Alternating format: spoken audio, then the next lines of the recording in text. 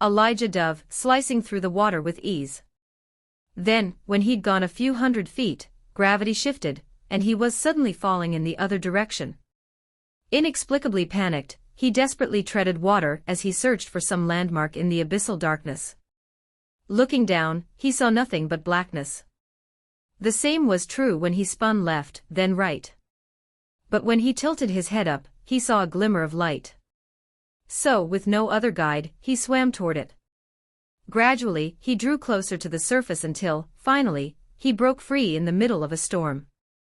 That was a far cry from the Sea of Sorrows, which had been a strangely navigable underwater seascape. Even with only a glance as evidence, Elijah knew that the new environment of the third level was markedly different. For one, it was clear that he would no longer have to live beneath the waves. Above him was a gray sky filled with storm clouds, and in the distance, he saw a strip of dense jungle that stretched from one end of the horizon to the other.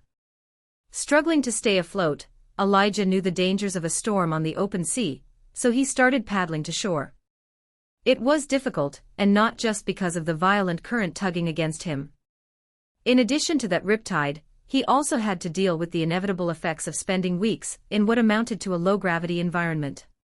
His muscles hadn't exactly atrophied, but he'd certainly grown used to using them less. And so, the way ashore was awkward and filled with frustration.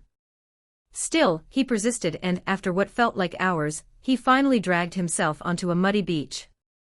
Then, he collapsed, taking huge, gulping breaths as he tried to acclimate to what should have been his natural environment. It took some time, but eventually, he forced himself to his hands and knees. Then, a few minutes after that, he pushed himself upright and looked around. The first thing he noticed was that a small, metallic box had, at some point, appeared before him. It didn't take a genius to figure out that it was his reward for defeating the Kellage Tower's second level. So he reached out with shaking hands and popped it open. Inside was another ring, which he promptly collected. Even as the box dissolved, Elijah read the notification that had accompanied the acquisition of the ring. Reward for completing Level 2 of Kellage Tower. Ring of Anonymity. What the hell does a Ring of Anonymity do? He asked aloud, slipping the dark green circlet around his pinky finger. It shrank, sizing itself to fit, then disappeared from his sight. He could still feel it, so he knew it remained around his finger, but he couldn't see it at all. A moment later, he received another notification. Ring of Anonymity equipped. Choose mode. Anonymous. False identity, unchosen. Deactivated, currently active. Elijah had no idea what any of that meant. So he selected false identity, which prompted yet another notification. Specify false identity. Intuitively, Elijah knew that he could create a pseudonym. But more than that, he could choose a new archetype, which he most certainly did not want to do. He suspected that it was only for display purposes, but he resolved not to use it until he knew for sure. The last thing he wanted was to screw things up. Besides, it wasn't as if anonymity would do much for him while he was still in the tower. So he left the ring deactivated and moved on to the next two notifications he'd received. Both were expected. Welcome to the Kellage Tower, Level 3. To conquer the tower, complete the task before you. It was almost identical to the notifications he'd gotten upon reaching the previous levels, so he shifted his attention to the next task. Before you lies the primordial maze. There are many paths to completion, but some are more dangerous than others. Choose wisely, reach the center and conquer the tower. Elijah read the message a few times, but it seemed straightforward enough. Before he could embark on that task, though, he needed to get his feet under him. His time in the Sea of Sorrows had definitely taken its toll, and though he'd managed to recover somewhat, he was still naked, rail-thin, and unaccustomed to existing on land. With that in mind, Elijah slowly acclimated to his new environment. First, he worked up to standing, then walking, and finally, to doing the calisthenics routines he'd created when he'd first been stranded on the island. It took almost 2 days, during which his ability to go without food was tested, but eventually, he managed to recover some semblance of his former conditioning.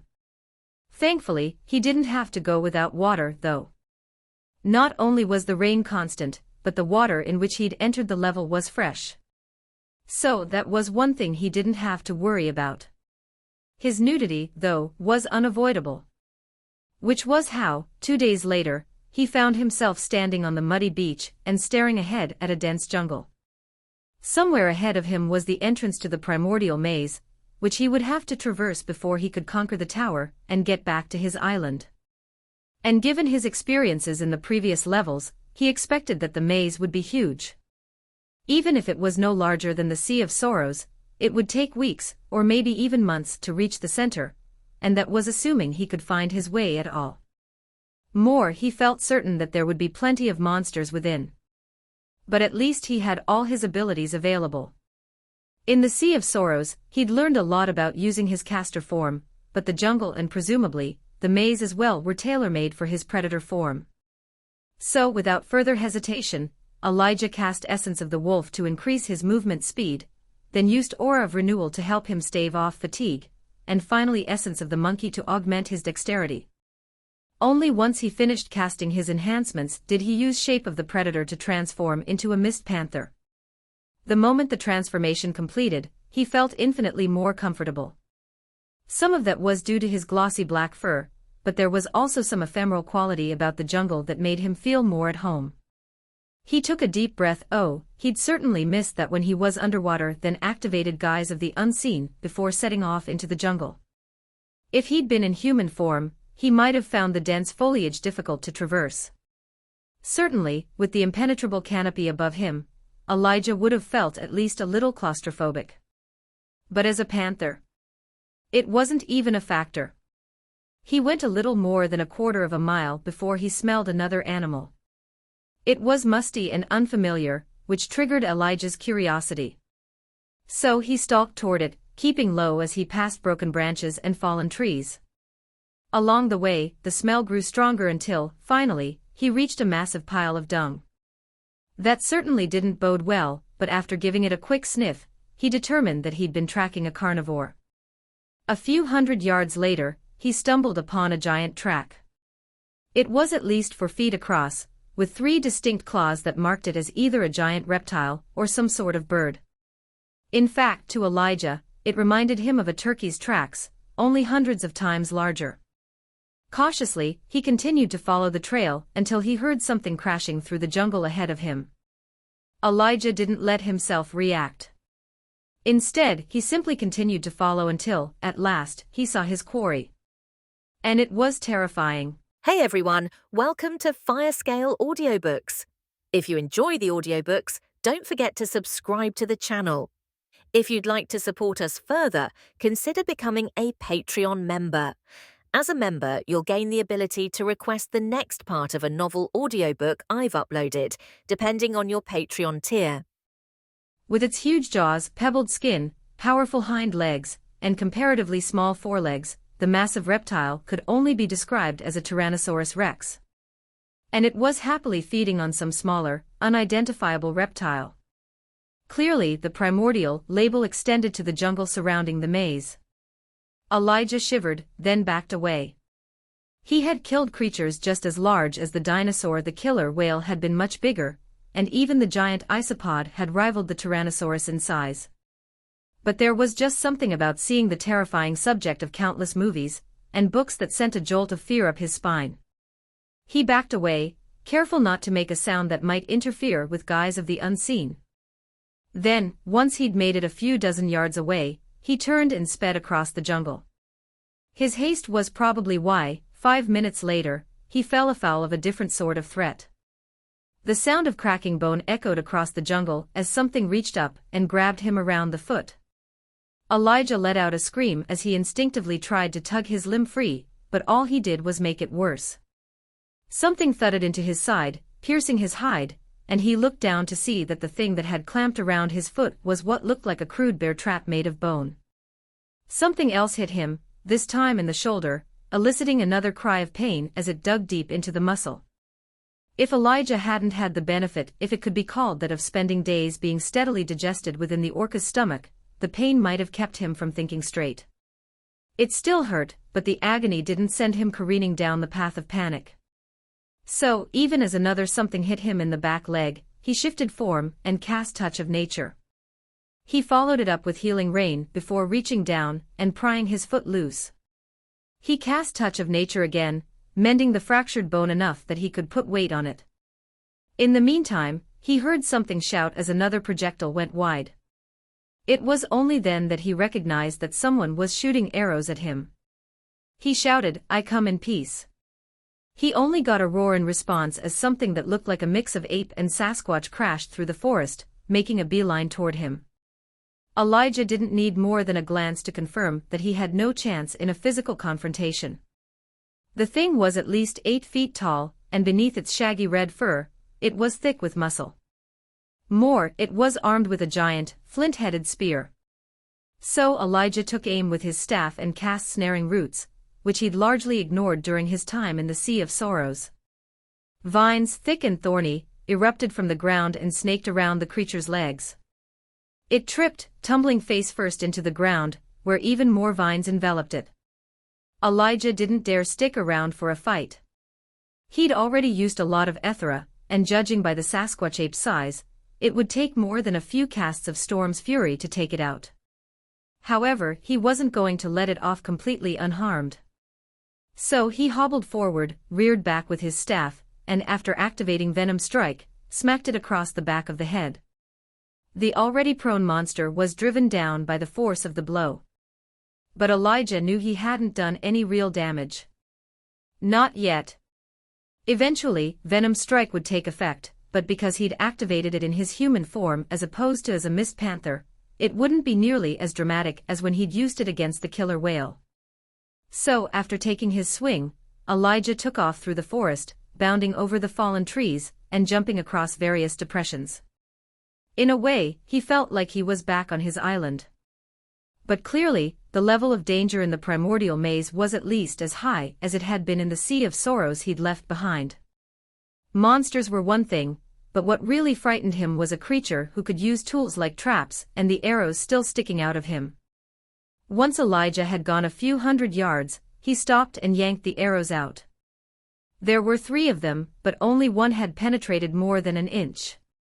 Whether he could blame the ape creature's poor equipment or his own enhanced constitution, he had no idea, but whatever the reason for the projectile's poor performance, he wasn't going to complain. Normally, he wouldn't have removed the arrows, a caution borne out by the veritable fountain of blood that came with the most serious wound when he yanked the arrow free. But with Touch of Nature, he was capable of stemming the flow of blood in only an instant. It was especially effective with such a small wound, so after 2 casts, he'd completely healed the 2 most serious injuries. However, doing so drained most of his Ethera, so he had no choice but to continue his flight until he regenerated enough to finish the job. So that was what he did. He knew he was leaving a trail a mile wide for the Sasquatch monster to follow him, but he didn't have much of a choice in the matter. He could only hope that his use of Venom Strike would slow it down enough so that he could get away. Minutes passed, and to his surprise, Elijah wasn't forced to endure any further attacks. Soon, he regenerated enough Ethera to finish healing, though he kept running for almost an hour more until, at last, he used Shape of the Predator to return to his panther form and slink into the shadows. Only once he'd climbed a tree did he let himself relax. A little. Even though he'd managed to escape with his life, Elijah knew precisely how close to the edge he'd gotten. One little mistake, and he would have died. And it had been like that since he'd first stepped foot in the tower. Even back on the first level, the goblins were more than capable of killing him. Certainly, he'd easily massacred that village, but if he'd stepped 1 foot out of line, they would have fallen on him without mercy. And it was a fool's hope to expect quarter from such monsters. No, he was walking a fine line, and even if he hadn't recently spent an untold number of days being digested in the stomach of a killer whale, he'd have been close to his breaking point. A person wasn't meant to endure so much constant stress. But what choice did he have? He couldn't afford to just break down. He didn't get the luxury of taking a break. He couldn't just call for a timeout. Even if he could find somewhere relatively safe, there was always the danger that some powerful predator would find him. And it wasn't as if he could just turn around and go home, either. Even if he could exit the college tower without conquering it, his reasons for challenging it in the first place hadn't changed. Either he won, or his island and eventually, the world would be overrun with horrible monsters from another dimension. He transformed back into his human form and muttered, "How is this my life, now?" Indeed, as he used Touch of Nature to complete the healing he'd begun during his flight, Elijah wondered how the rest of the world was faring. Were they fighting monsters, too? What about his sister? What about Carmen, his sister-in-law? Or his nephew? His ex-girlfriend back in Hawaii? The list went on, but it was a pointless exercise because he had no way of getting any answers. Eventually, Elijah came to the conclusion that feeling sorry for himself was just as pointless as wondering how the rest of the world had dealt with the transition. So he forced his mind to other topics like the task before him. He'd already gotten turned around, so he didn't know which way was which. The sun still hadn't made an appearance, and despite being on the new level for a few days, night still hadn't fallen. It seemed reasonable to conclude that it never would. Instead, the whole level seemed eternally mired in a rainy afternoon. After a while, Elijah transformed back into a panther, then climbed down from his perch. Over the next day, he scouted the area, but he still hadn't found the maze. So he kept going, switching his focus to survival rather than exploration. He'd established that he could go without food for quite some time, but there were repercussions for doing so. With that in mind, he began his first hunt. It didn't take long before he found another dinosaur. This one was clearly herbivorous, but Elijah couldn't identify it. Regardless, it was quadrupedal and the size of a large cow, which meant that it had plenty of edible meat. Most importantly, it didn't seem terribly dangerous, which meant that he could avoid tainting the meat with venom strike. Instead, he crept forward, dipping below a series of low-hanging vines as he prepared to pounce. The creature, which resembled a triceratops, but without the natural armor or horns, remained completely unaware as Elijah stalked closer. When he got within a few feet, he embraced Predator's strike and leaped forward, slicing his claws across the monster's back leg. The joint exploded, but Elijah had let the animal's ponderous size fool him into thinking that it was slow. It wheeled around, using its head as a club, and it would have connected if the thing's leg hadn't completely given out. As it was, the blow still came close enough that Elijah had to spring backwards out of range. The animal bellowed, either in agony or rage, as it tried to run away in a three-legged gait. It moved relatively quickly for its impairment, but Elijah was much faster. He darted in, slicing his claws across the other back leg. He didn't cut nearly as deeply, but he still severed the monster's hamstring. Not enough to completely immobilize it, but it was further slowed, which allowed Elijah to dart in once again and nip at the front leg. This attack wasn't nearly as effective, but with the dinosaur so thoroughly wounded, Elijah had the luxury of time. So, over the next few minutes, he continuously harassed the injured animal until, at last, he disabled the third limb. Soon after, the creature collapsed. But as Elijah found out when he tried to finish it off, his prey wasn't completely defenseless. He darted in, and it once again swung its head around, taking him in the side and sending him rolling across the jungle until he hit a tree. Growling, he found his feet. He'd sustained a few broken ribs, and though they were painful, he couldn't afford to switch back to his human form and heal. Soon, the jungle scavengers and other predators would smell the blood in the air, and when they did, they would descend upon the scene. If Elijah was there when that happened, he'd be forced to flee. So, without the option to heal himself, he once again started circling the immobilized monster. It tried to track him, but with its injuries, it could only do so much. So, when Elijah found a blind spot, he pounced. This time, he leaped atop the creature's back and clamped his jaws down on the base of the thing's skull. At first, Elijah couldn't get through the dinosaur's tough, pebbly skin, but he leveraged his enhanced strength to great effect, and soon enough, he crushed the thing's spine. It went limp, but it was still alive. Elijah ended its life a few moments later, when he raked his claws across its throat, and watched it bleed out. Then, without bothering to shift back to his human form, Elijah tore into the creature's haunches, eating as much as he could handle before dashing away. Over the next few days, he followed the same pattern. Hunting, eating, and surviving. It was so easy to lose himself in the animalistic instincts that came with his predator form. Soon enough he found that he only cancelled shape of the predator when he was injured and needed healing. Otherwise, he remained in his predator form at all times. And gradually, he lost track of time. At some point, he gained another level, but he didn't really notice it. He was too busy living the life of an apex predator. Later he would recognize his descent into animalism as a coping mechanism, but it wasn't until, weeks later, he stumbled upon the maze that he was shocked out of it. Suddenly, as he stood in front of that gate, his humanity came rushing back, and when it did, it brought with it the memory that he wasn't just there to survive. He had a goal. He had a task. To remind himself, he summoned the notification he'd read just after entering the jungle. Task: before you lies the primordial maze. There are many paths to completion, but some are more dangerous than others. Choose wisely, reach the center, and conquer the tower. How long had it been since he'd assumed his human form? It had felt like, he didn't know how long. Days, at least. Weeks, probably.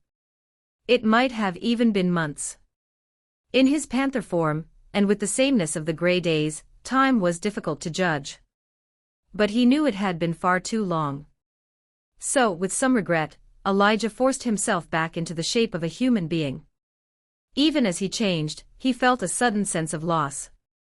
The world seemed so much less alive. There were no interesting smells. He couldn't see nearly as well. And standing on two legs, he felt so weak.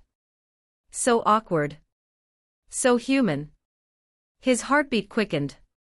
His breath came in sudden, sharp, and shallow pants as a formless panic began to overwhelm him. Nothing seemed to make sense, and if he'd had the Ethera for it, he would have immediately shifted back to the shape of the predator. Leaning on his staff, he struggled to get his breathing under control.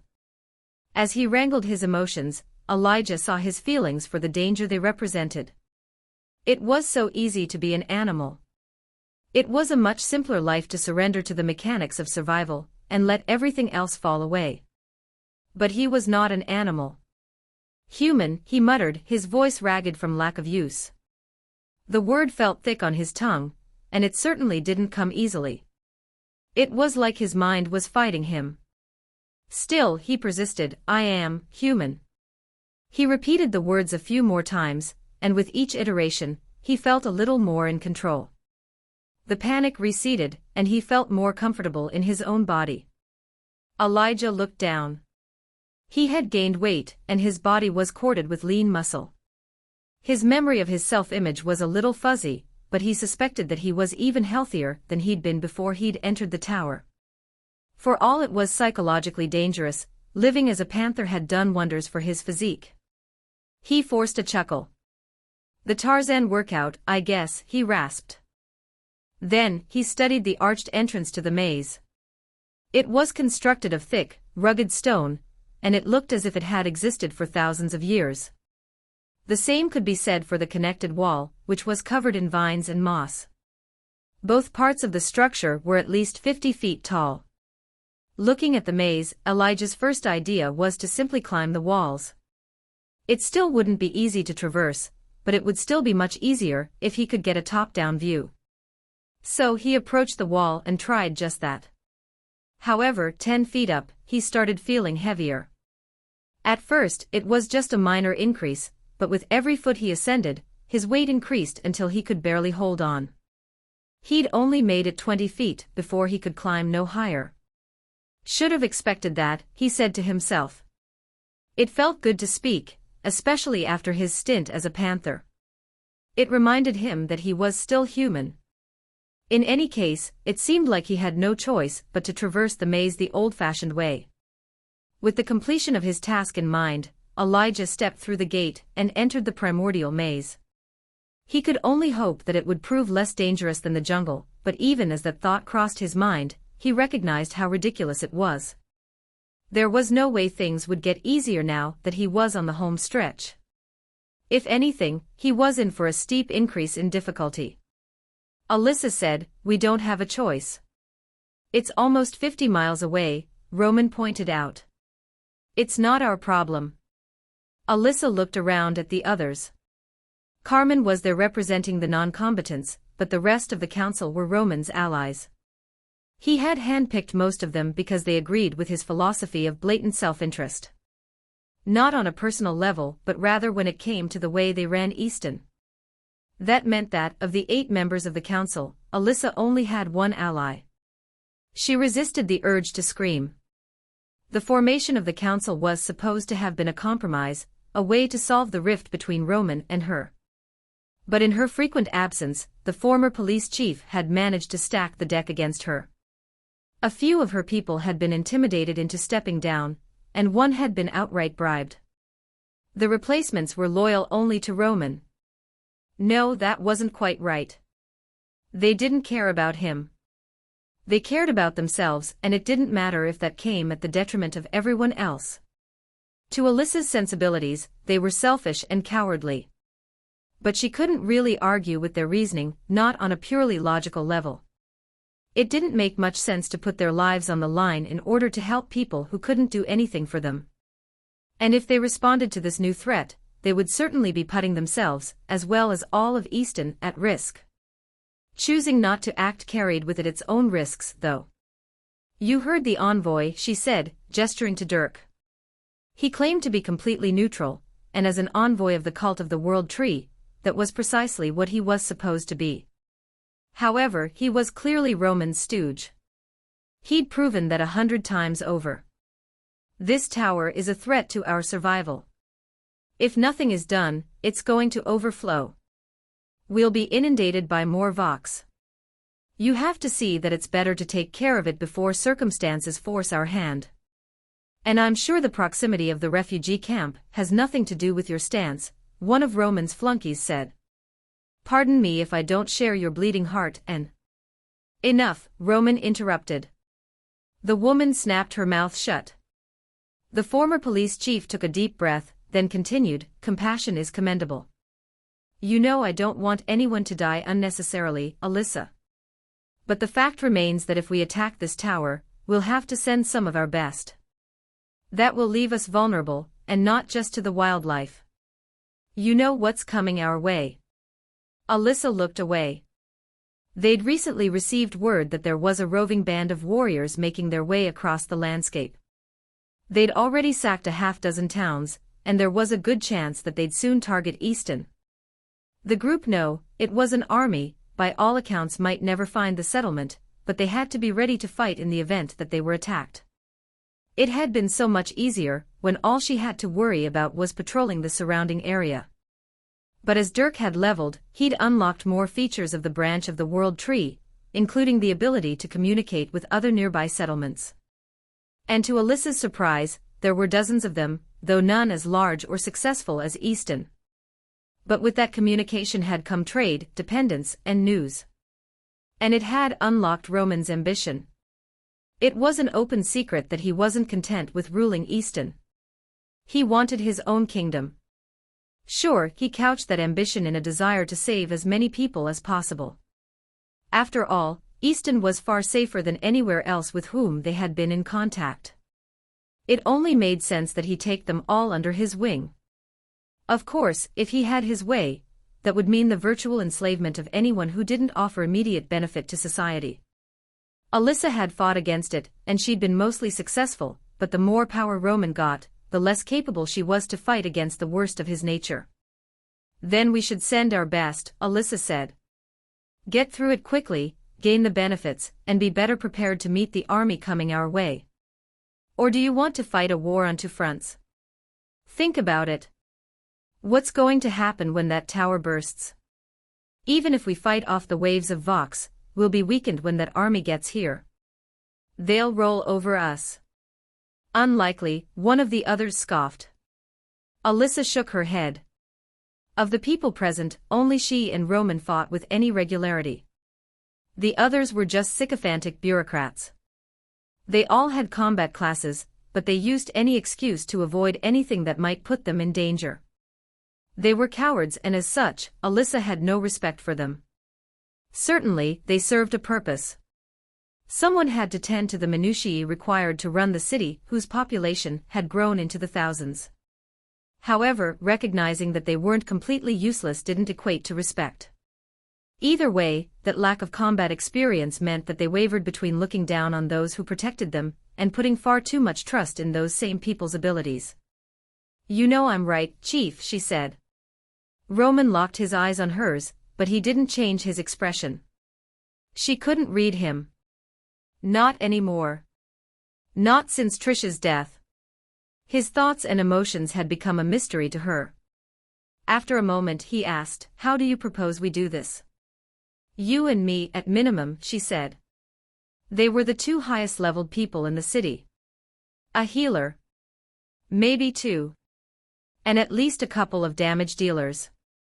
The tower won't allow more than 6 people inside at a time. He nodded, but before he could speak, one of his sycophants spat, "You can't be serious. We would be defenseless." "There are more than 1,000 warriors in this city," Roman stated. "Surely they can defend you while we're gone. Perhaps you can even defend yourself, Mr. Adams." "You've got a combat class, don't you?" asked Alyssa. "A warrior variant, right. We could use you in the tower. Unless you think you're needed here, of course." I don't. "We should take Varen Watson," Roman stated. "She got some sort of priest class, and she's probably the most versatile healer we have in the city." The woman in question was one of the newer arrivals, though Alyssa didn't know much else about her. "I want Bryce Caraway." "The wizard?" "Yeah. He's one of our hardest hitters," she stated. "That's 4. You know another healer?" "Could take Kevin Tate," she suggested. "I've worked with him." "No. I think I have someone else that would work," he said. "In fact, I think I can fill our other 2 slots. So I suggest you spend the night saying your goodbyes and preparing. We leave in the morning." And just like that, Alyssa had won the argument, though she wasn't certain if she would grow to regret it. The minor dimensional rift had been difficult enough to overcome, but a tower was supposed to be far more dangerous. The guides she'd purchased from the branch had been limited in what information they contained, but one thing seemed certain: if they were going to challenge a tower, it was going to be deadly. After Roman had agreed to the plan, the meeting concluded, and Alyssa and Carmen quickly left the former police station behind. Having grown to 5 stories tall, it was unrecognizable, as was the rest of the city. The collection of log cabins had been replaced by more permanent, brick buildings, and though none of them had much artistry to be seen, there were a couple that had been designed by architects. Those were clearly higher quality, and there was a hope that soon enough, the rest of the city would follow suit. After traversing the city, Carmen and Alyssa retreated to their home. It still wasn't huge, but they'd had a host of modern amenities installed. Running water, central heating, and a working kitchen, complete with Ethereum-powered appliances, meant that it was almost as comfortable of a home as the one they'd abandoned shortly after the world had transformed. In that respect, the branch of the world tree had proved invaluable, if only for the guides it made available. Without them, Easton would have still been stuck in the Stone Age. Once they got home, Carmen said, "I don't like this." "You saw that, right?" "What?" Alyssa asked, plopping down on one of the couches. She'd gone to the meeting straight from a patrol, so even with her inflated constitution, she was absolutely exhausted. "Roman. He didn't want you to bring your people even though it made sense," she pointed out. "Why would he do that?" Alyssa shrugged. "Probably because he thinks his people would be better," she answered. "Or he's going to betray you," Carmen stated. "Oh, come on. This is Roman. He's the chief. He's a good man. Who wants to let people die just because he doesn't consider them useful?" Alyssa sighed. "It's not like that. We have limited resources, and I know more about our resources than you do. I go to almost all of those Shem Council meetings, you know. And we could have taken those refugees in. It would have meant people had to cut back a little, but we could have done it. Yeah. And what about the next group?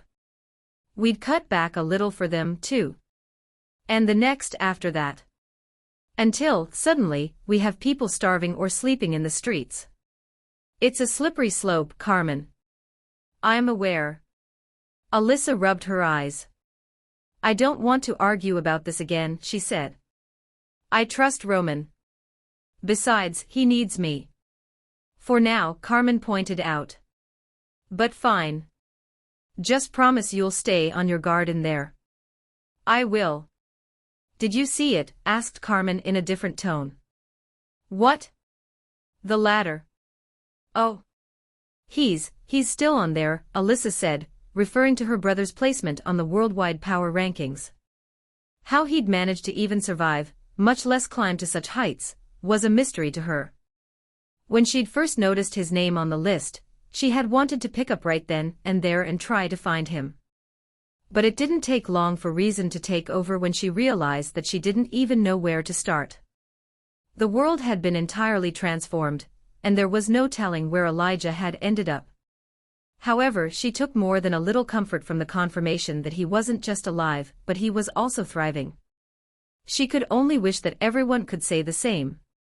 After that, they moved on to more pleasant topics, like the fact that Miguel had won an archery competition among the town's children. There were only a couple hundred, and half of those weren't old enough to compete.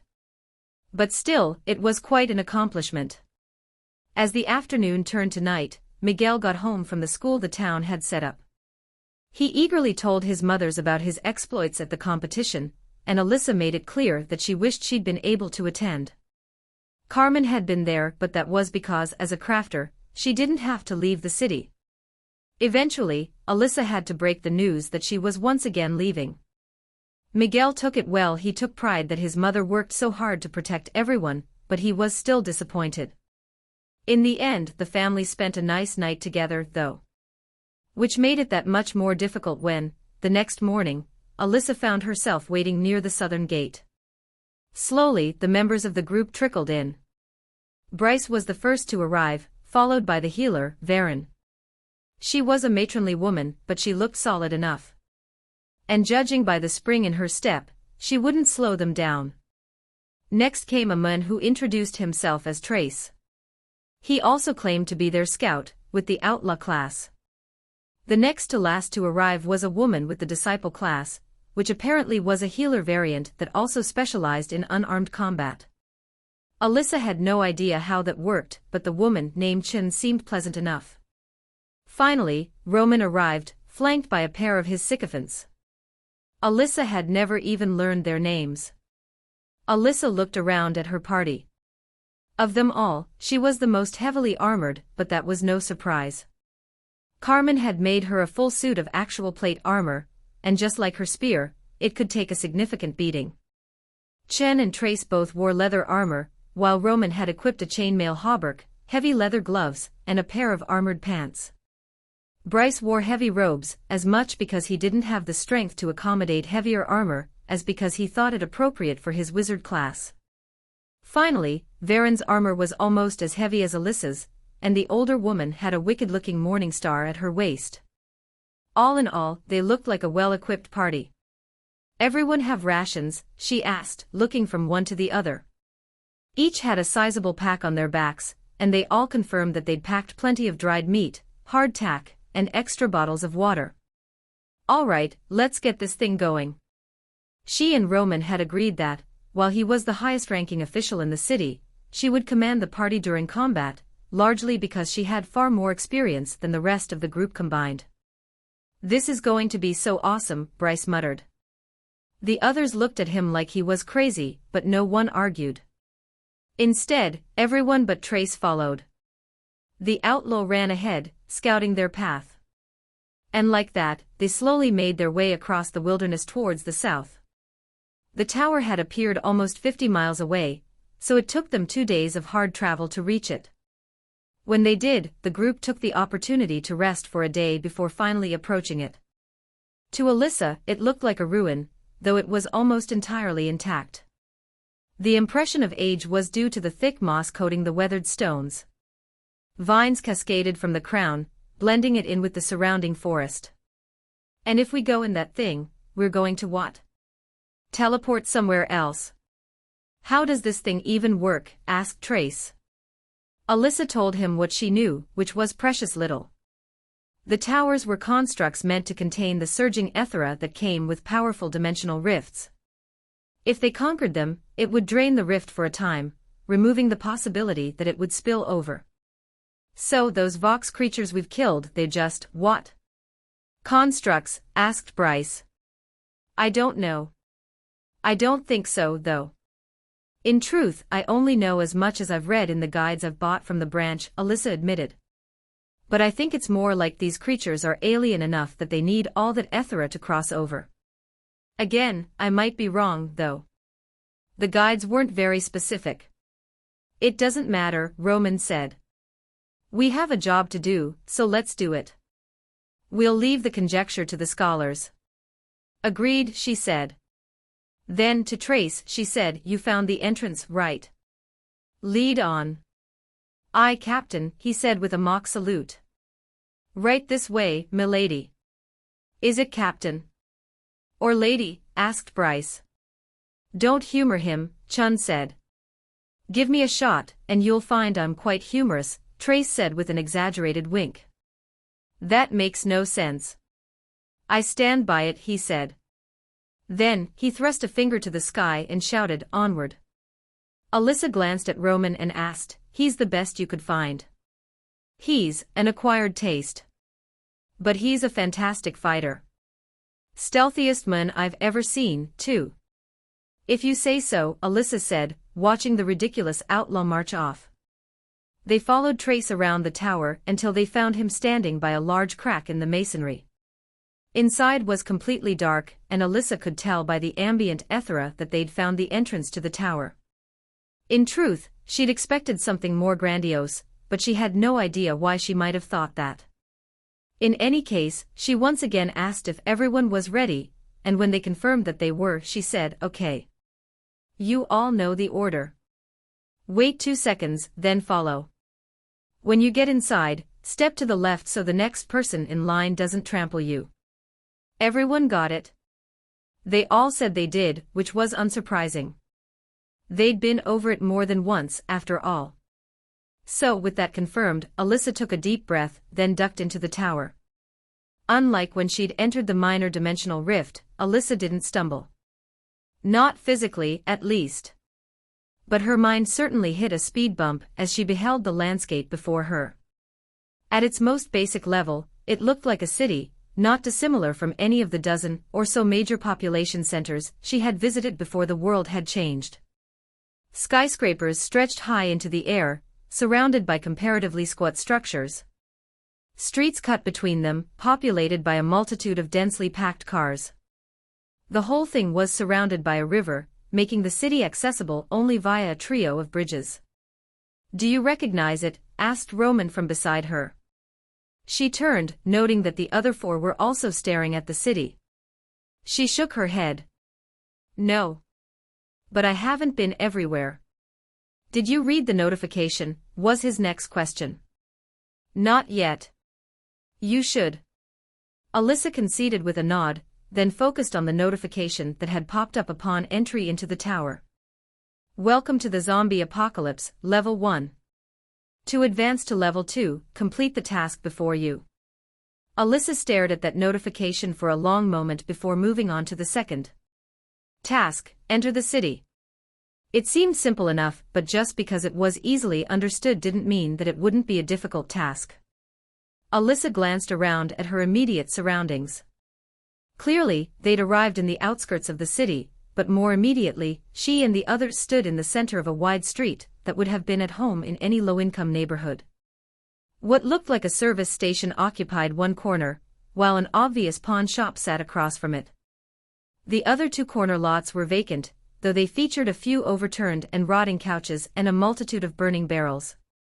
It was clearly the sort of area where homeless people tended to congregate. But there were no people around. In fact, aside from a gentle wind that sent the pawn shop sign to flapping, there was no sound at all. To call it eerie would have been a vast understatement. And Bryce at least agreed, saying, "This looks like the opening scene from 28 Days Later. You know, that horror movie where Cillian Murphy wakes up in the hospital and walks around an abandoned London." "You're just saying that because of the tower's name," Trace said. "They weren't zombies in that movie," Bryce pointed out. "They were infected by the rage virus." "Oh, come on, they were zombies, and you know it. Just because they call them a different name doesn't mean." "Enough." Bryce cut off at Roman's single word. "Sorry," he muttered. "I didn't think I would need to remind you people that this is probably the most dangerous place you've ever been," he went on. "So perhaps you should take it seriously." Alyssa wanted to say something, but she held her tongue. She knew Bryce well enough to recognize his coping mechanisms, which included babbling about whatever useless facts had taken hold of his mind. But Roman was right. They needed to focus, and that included refraining from talking about 20-year-old movies, even if the comparison did seem fairly apt. Instead of commenting on it, she chose to address the topic at hand. "So we have 3 options," she said, pointing at the city in the distance. 3 bridges into the city. "Shouldn't we just go for the closest one?" asked Chun, her arms crossed.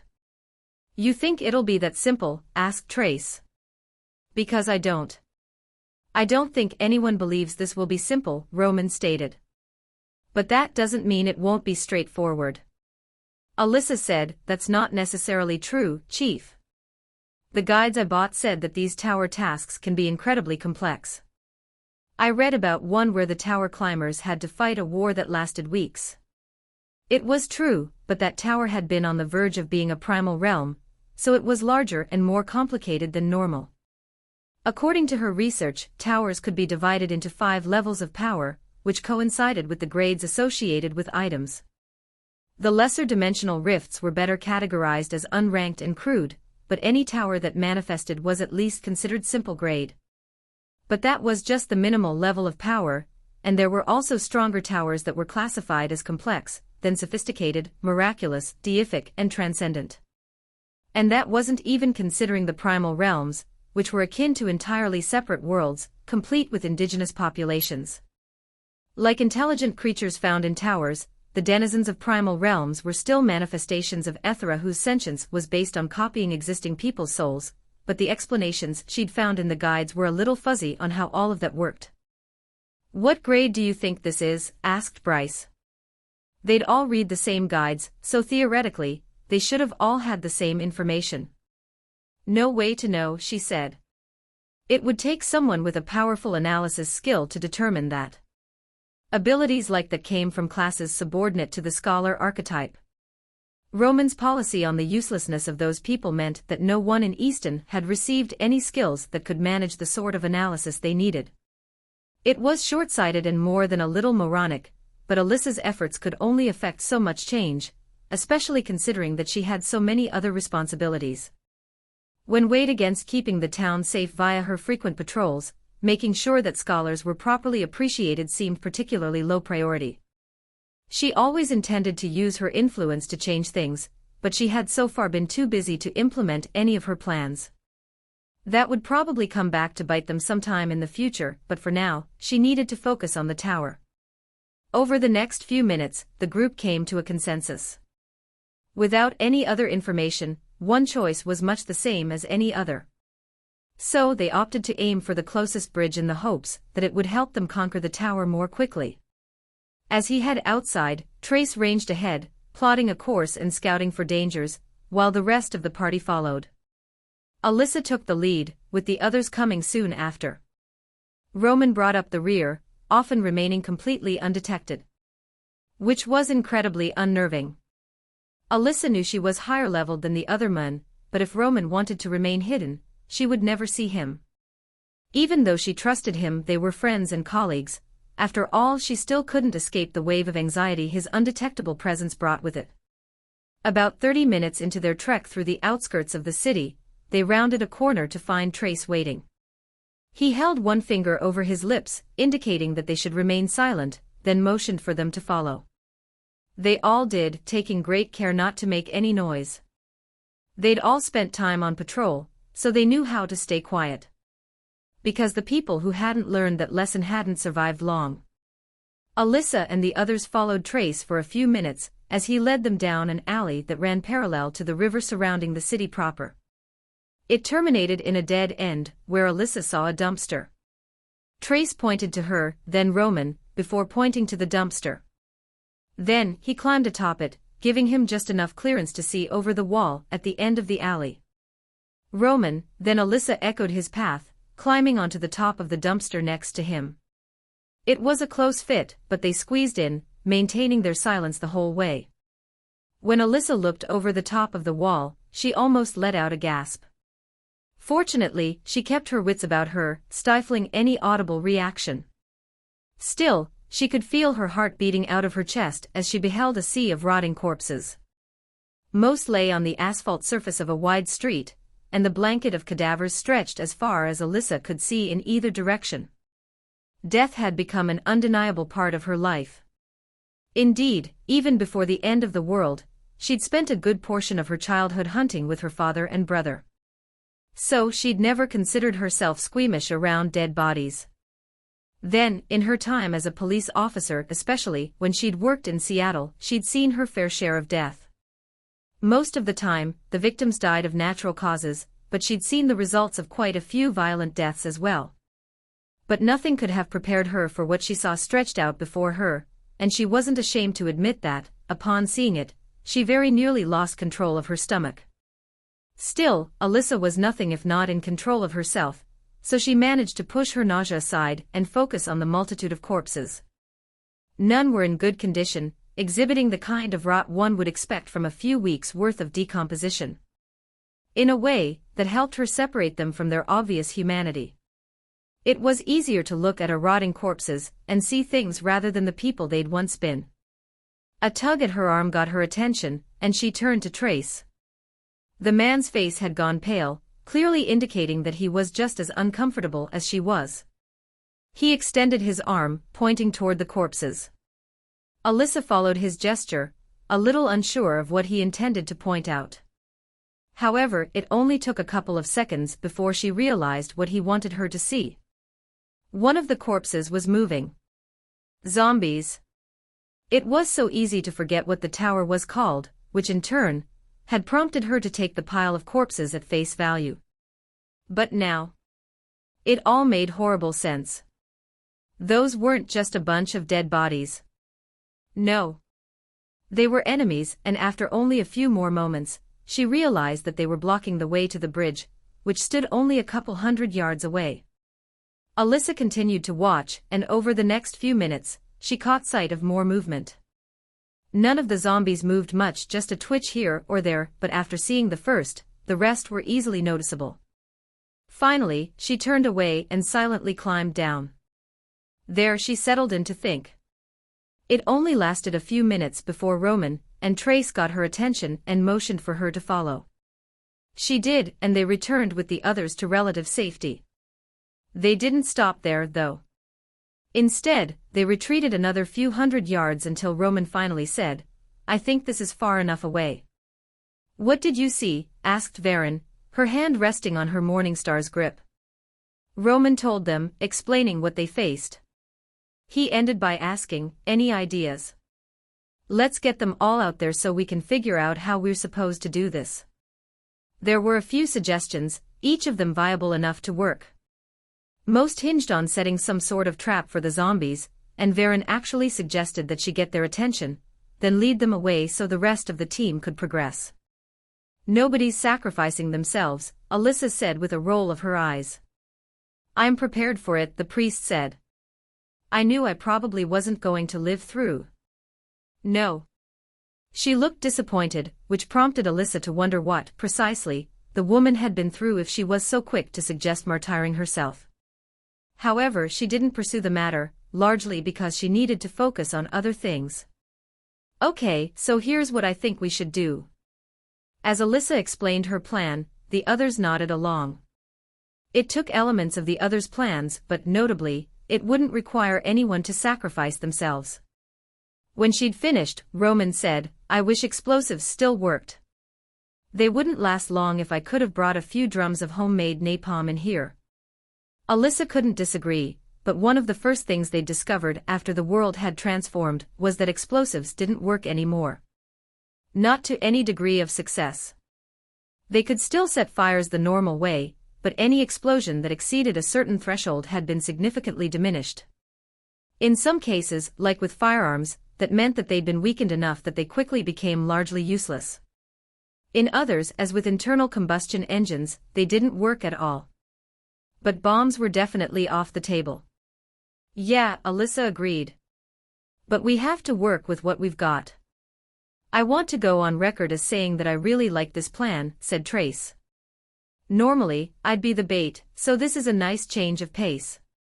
The boss doesn't work like that, Bryce pointed out. She's not the time, Bryce, said Alyssa. But not the time. He sighed, but he didn't argue. Instead, he and the others headed toward a nearby building. It was a 2-story brick structure that, if they weren't in the middle of a magical tower, Alyssa would have pinned as being built in the 50s. It was the sort of relic she recognized as belonging to a bygone, more prosperous era. The entirety of the outskirts was like that. Sure, there were more modern, prefabricated buildings, but there were also long stretches that suggested that the area had once seen some degree of prosperity.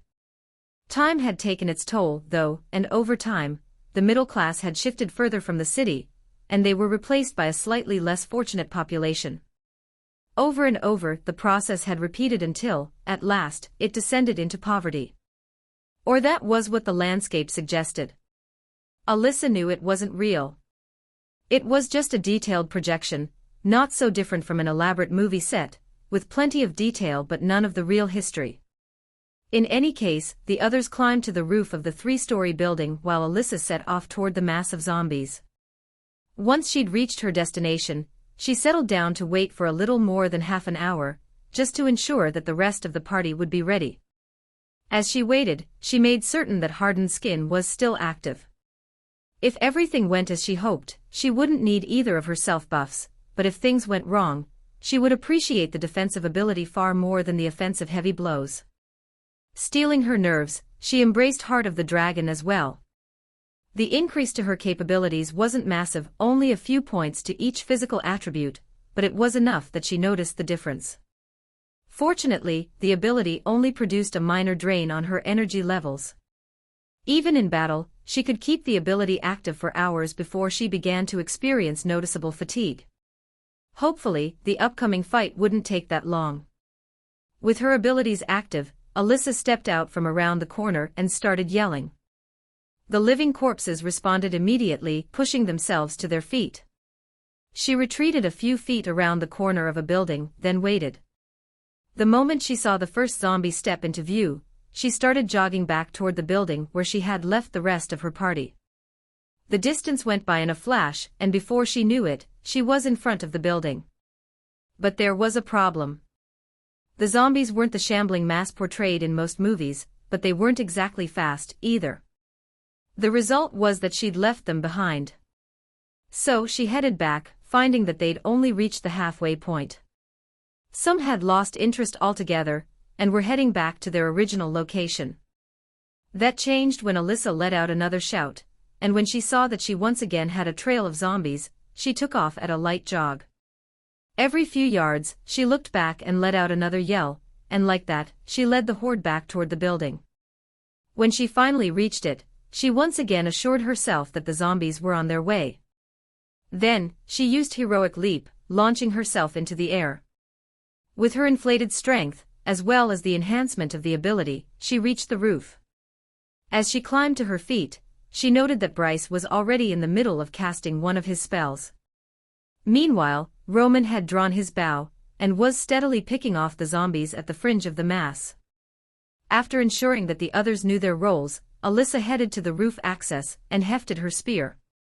Behind her, Bryce finished casting his spell, and there was the sound of a massive explosion. But Alyssa tried to ignore it. Bryce and Roman had their task, and she had hers. Beside her stood Trace, while the pair of healers had positioned themselves behind her. However, Alyssa noticed that both looked eager for a fight. Varen had her morning star in hand, while Chun had adopted a fighting stance. Another explosion sounded before Roman shouted, "They're in the building." The plan was simple. Under no circumstances could Bryce kill all of the zombies. His spells were powerful, but he'd run out of Ethera well before they were all dead. The same was true of Roman with his arrows. So they were always going to have to fight hand to hand. Knowing that, Alyssa's plan tried to mitigate the weight of the zombies' numbers by forcing them into the stairwell, which would not only funnel them into a single file line, but it would also slow them down.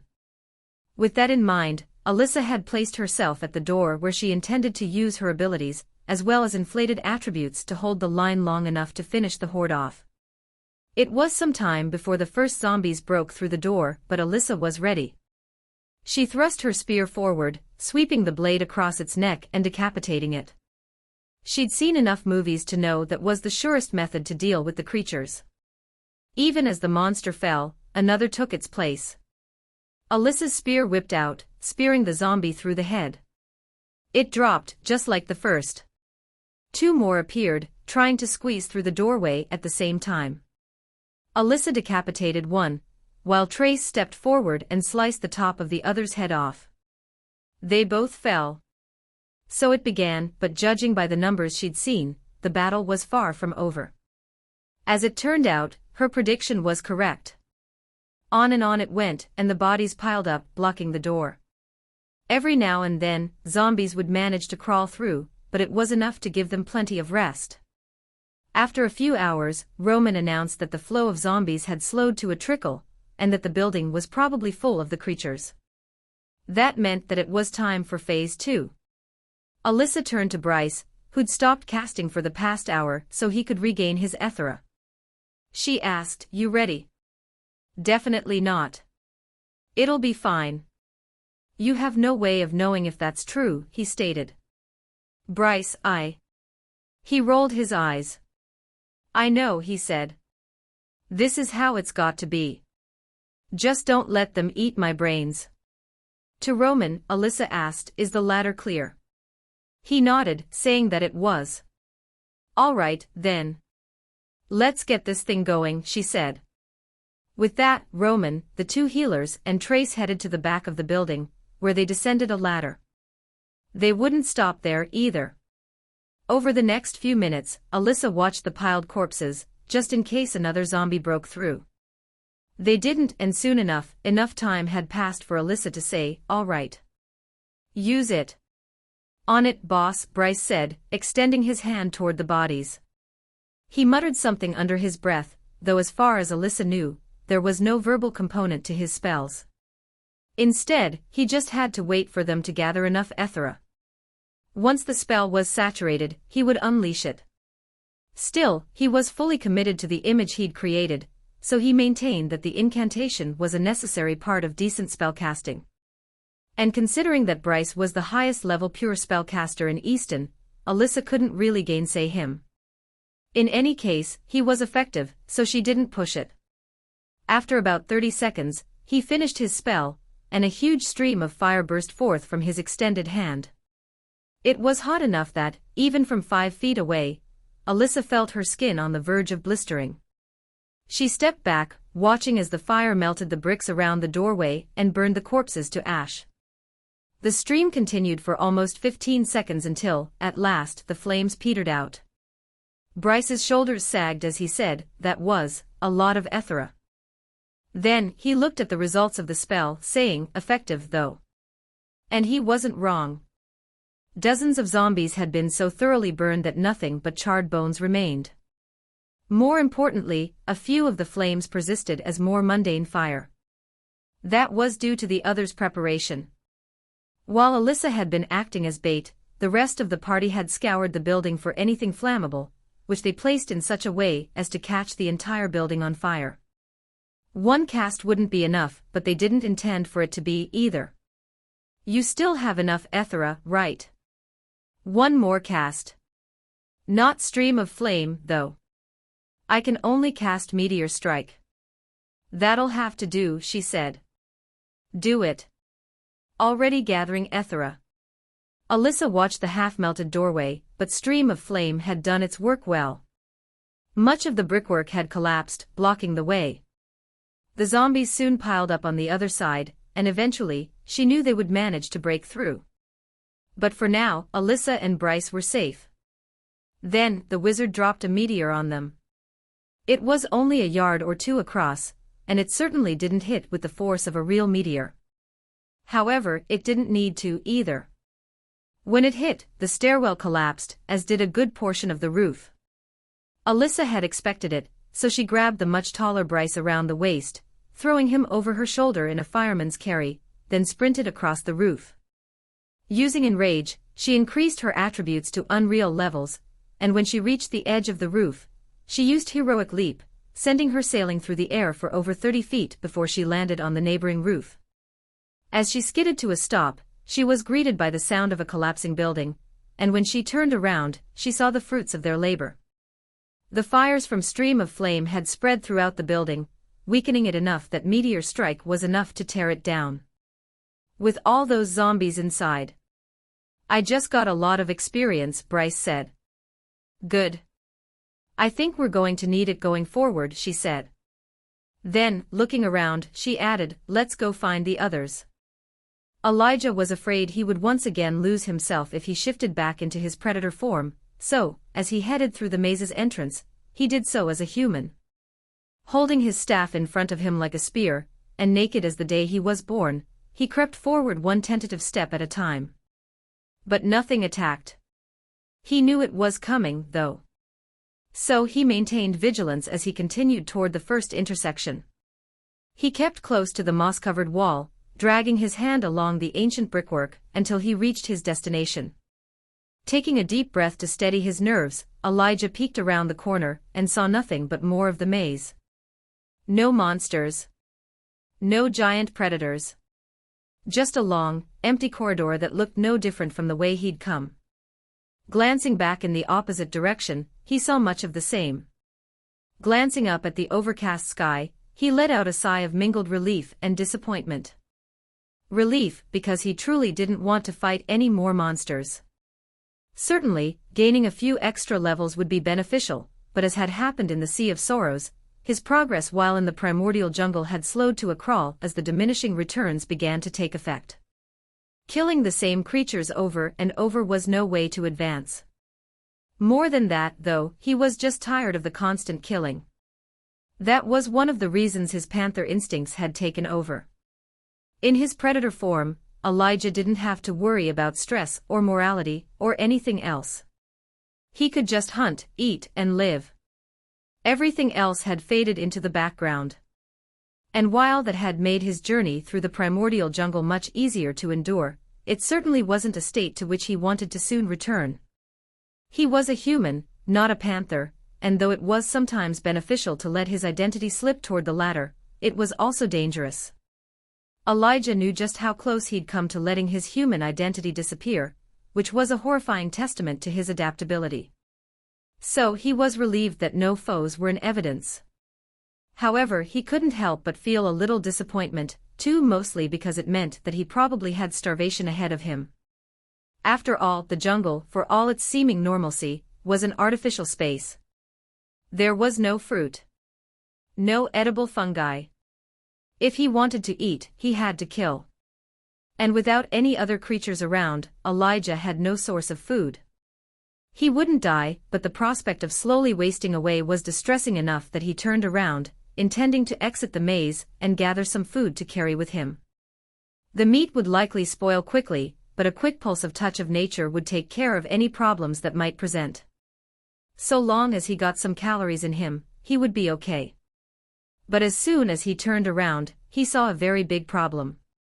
The exit had disappeared. The corridor he'd just traversed was a dead end. Damn it, he muttered, his voice sounding odd in his own ears. Or maybe it was the silence of the maze that rendered it strange. Elijah had been in a few jungles in his time. Not only had he lived in Hawaii, but he'd also visited the Amazon during college. And one of the many things that set a natural, earthly rainforest apart from his current location was the ubiquitous presence of insects. Yet, Elijah had yet to feel the sting of a single mosquito. No biting flies. No spiders in their webs. Nothing but dead air and rain. If he let himself notice it, Elijah found the whole thing incredibly disturbing. Forests should be alive, but the primordial jungle and the attached maze were anything but living ecosystems. Never had anything felt less real than the moment he realized that. But that was what it was, wasn't it?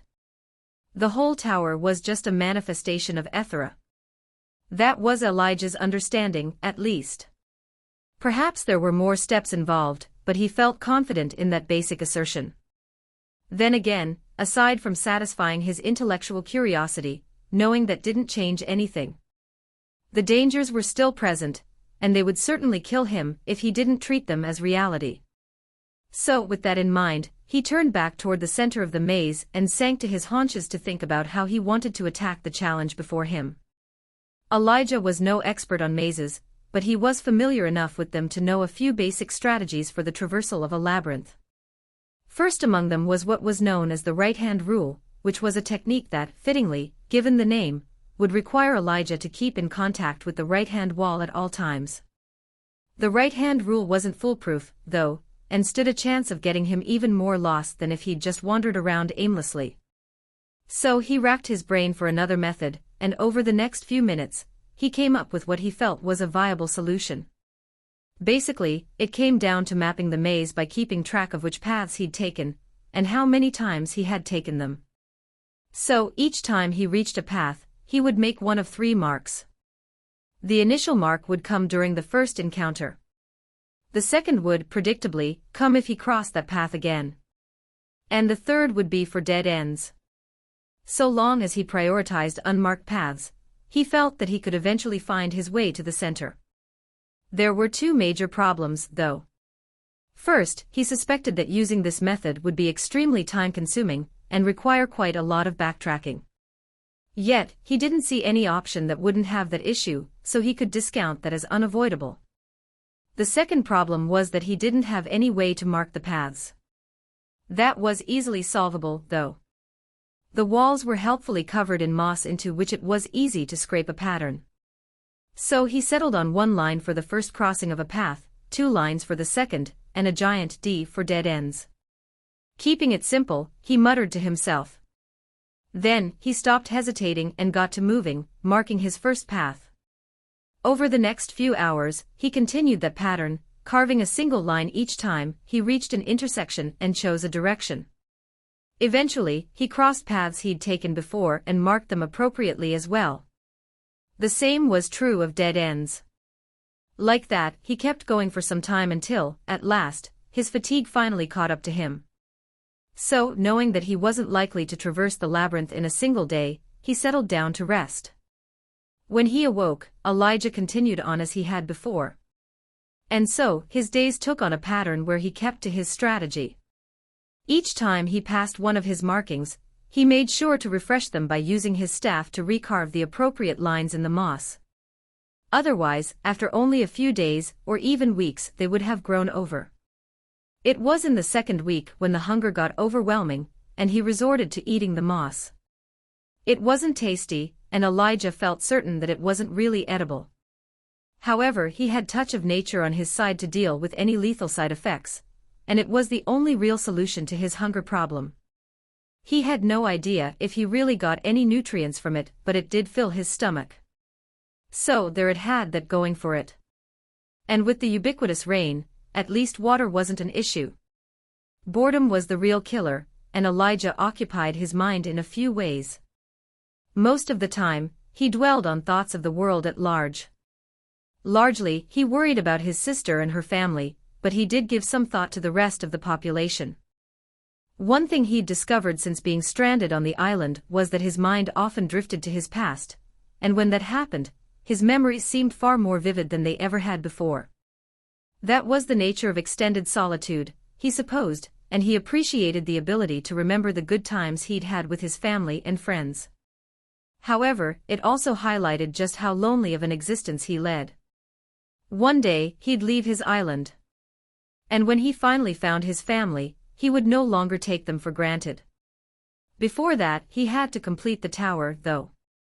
Not only was it the only way of protecting his island from an invasion of Vox, but now that he was committed, there was no way out but through. And to do that, Elijah suspected he would have to be much stronger. With that in mind, he focused on his neglected cultivation. Upon reaching the opal stage with his mind, his ability to regenerate Ethera had received quite a boost due to the widening of the aperture through which the ambient energy was funneled into his soul. By comparison, his soul cultivation had decreased the casting time of his spells. Finally, his body reaching the wood stage had made him stronger and more durable, almost as if it had made each point of his attributes count for more. He had no idea how to improve his core cultivation. Although he suspected that when he did finally figure it out, it would be even more impactful than the rest of his improvements. Part of that certainty came from a suspicion that it was all meant to work together. So when he reached the first stage of improvement with all of them, the whole would add up to more than the sum of its parts. However, the majority of his surety was rooted in the feeling he got from his unimproved core. It was the battery upon which everything about him was built. He was all but useless without it. So it stood to reason that any improvement to his core would be incredibly impactful. It was a shame, then, that Nerthus had refused to give him any information on how to improve it. Perhaps he could figure it out on his own at some point. All that and more flitted through Elijah's mind as he slowly traversed the labyrinth, making his marks along the way. Days passed into weeks, and as he'd expected, his time in the maze eventually eclipsed the 1-month mark, at least as far as he could count the days. In the absence of a sun, he'd taken to marking the days via how often he slept. It wasn't exact, but at least it gave him some degree of context. As he went, the monotony of the labyrinth dulled the edge of his mind until, suddenly, everything changed when he stumbled across a dead body. The corpse was unidentifiable, but given its general size and the color of what little fur was left, he suspected that it might have been one of the giant primates that called the jungle their home. His time in the jungle was a bit of a blur, but he remembered enough of it that he could confidently label the primates as deadly foes. And something had killed one. Had it simply wandered into the labyrinth and died of hunger, thirst, or some combination of the two? Maybe. But given the state of the corpse, it was clear that something else was within the maze. Something that had probably killed and then feasted upon the fearsome Sasquatch ape. Elijah knelt beside the body, then, with a shake of his head, started rummaging for anything useful. It was disgusting, and it took far longer to sift through the pile of meat, fur, and bones, but eventually, Elijah came away with a simple stone knife and a collection of broken sticks and string that might have once been a bow. There were no arrows. Nor did he find a quiver. Not that he would have used such a crude weapon. Perhaps if he'd taken the ranger class in the very beginning, but he currently had much more potent means of attack. If it came down to a battle, he would rely on his spells or his predator form. After looting the corpse, Elijah backed away. He had a choice to make. He had to keep moving forward, but the question was what form he would take while doing so. There were benefits to both options, and as Elijah settled down into a squat, he considered the choices before him. His human form gave him the opportunity to carry the items he'd looted. Neither the knife nor the broken bow were immediately useful, but he didn't have to get creative to think of ways that could change. The knife, especially, was invaluable, especially after he'd lost all the equipment he'd brought with him. Only his staff had survived so far. But as a panther, he didn't really need tools or weapons. More, he could traverse the maze almost undetected, which seemed much more important now that he knew he wasn't alone within the labyrinth. Clearly, his panther form was better suited for the task. However, Elijah found himself hesitating. Did he dare risk letting those animalistic instincts overwhelm him again? If they took hold, there was every chance they'd never let him go. For a long time, Elijah thought it over, but in the end, he decided that he couldn't simply ignore such the defining feature of his class. Shape of the predator was part of him, and he couldn't run from it. Instead, he needed to use it to his advantage. He had to control the wild nature of his panther form, rather than let it control him. With that in mind, Elijah renewed his enhancements, casting essence of the monkey, aura of renewal, and essence of the wolf. Then, for the first time in more than a month, he embraced shape of the predator and took on his mist panther form. Alyssa sagged to one knee, propping herself up with the spear of the dragon lancer. Looking around, she saw that the rest of her party looked just as exhausted as she felt. No one seemed nearly as drained as Bryce, though. But that wasn't surprising, considering that, as they cleared their way to the first bridge, he'd become their most powerful weapon. Despite his clear weaknesses, long cast times, and horrible physical attributes, the wizard's spells had torn through the zombies in a way none of the others could replicate. Again, not terribly surprising, considering that they'd taken great pains to put him into optimal situations, setting numerous traps and guarding his back along the way. But it was still impressive, nonetheless. Now, though, they'd finally reached their goal. "How many do you think we killed?" asked Chen, her leather armor ripped and her hands bloody. During the short campaign, the woman had put her martial arts prowess on display, and while she wasn't as powerful of a healer as some Alyssa had seen, she made up for it in versatility. She wasn't the strongest combatant, but she was far from weak, either. "Thousands, at least." "I figured we would have gotten more experience," Bryce said. "But after that first bump, it's been, I don't know. Underwhelming." "Speak for yourself, Beanpole," said Trace as he wiped viscera from one of his blades. "I got a whole level." "I got two, but—" "And you're complaining?" Trace asked, shaking his head in derision. "You kids today. No sense of—" "We're like the same age," Bryce interrupted. "I'm an old soul." "You're an idiot." Trace shrugged. "A badge I wear with honor," he said. "Nobody's looking out for the fool, right? Being underestimated is a weapon just like any other. You should write that down." Bryce shook his head. "That would mean a lot more if I thought it was intentional," he said. "Acting like an idiot is one thing. Actually being dumb is something else." Before Trace could respond, Roman cleared his throat. He'd taken a back seat during the fighting, but he was still the leader of Easton. So he had no trouble getting everyone's attention. "We still have a bridge to cross," he said. "We need to find somewhere to rest that isn't covered in corpses.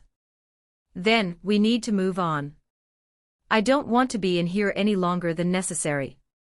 Alyssa voiced her agreement, and the others fell into line soon after.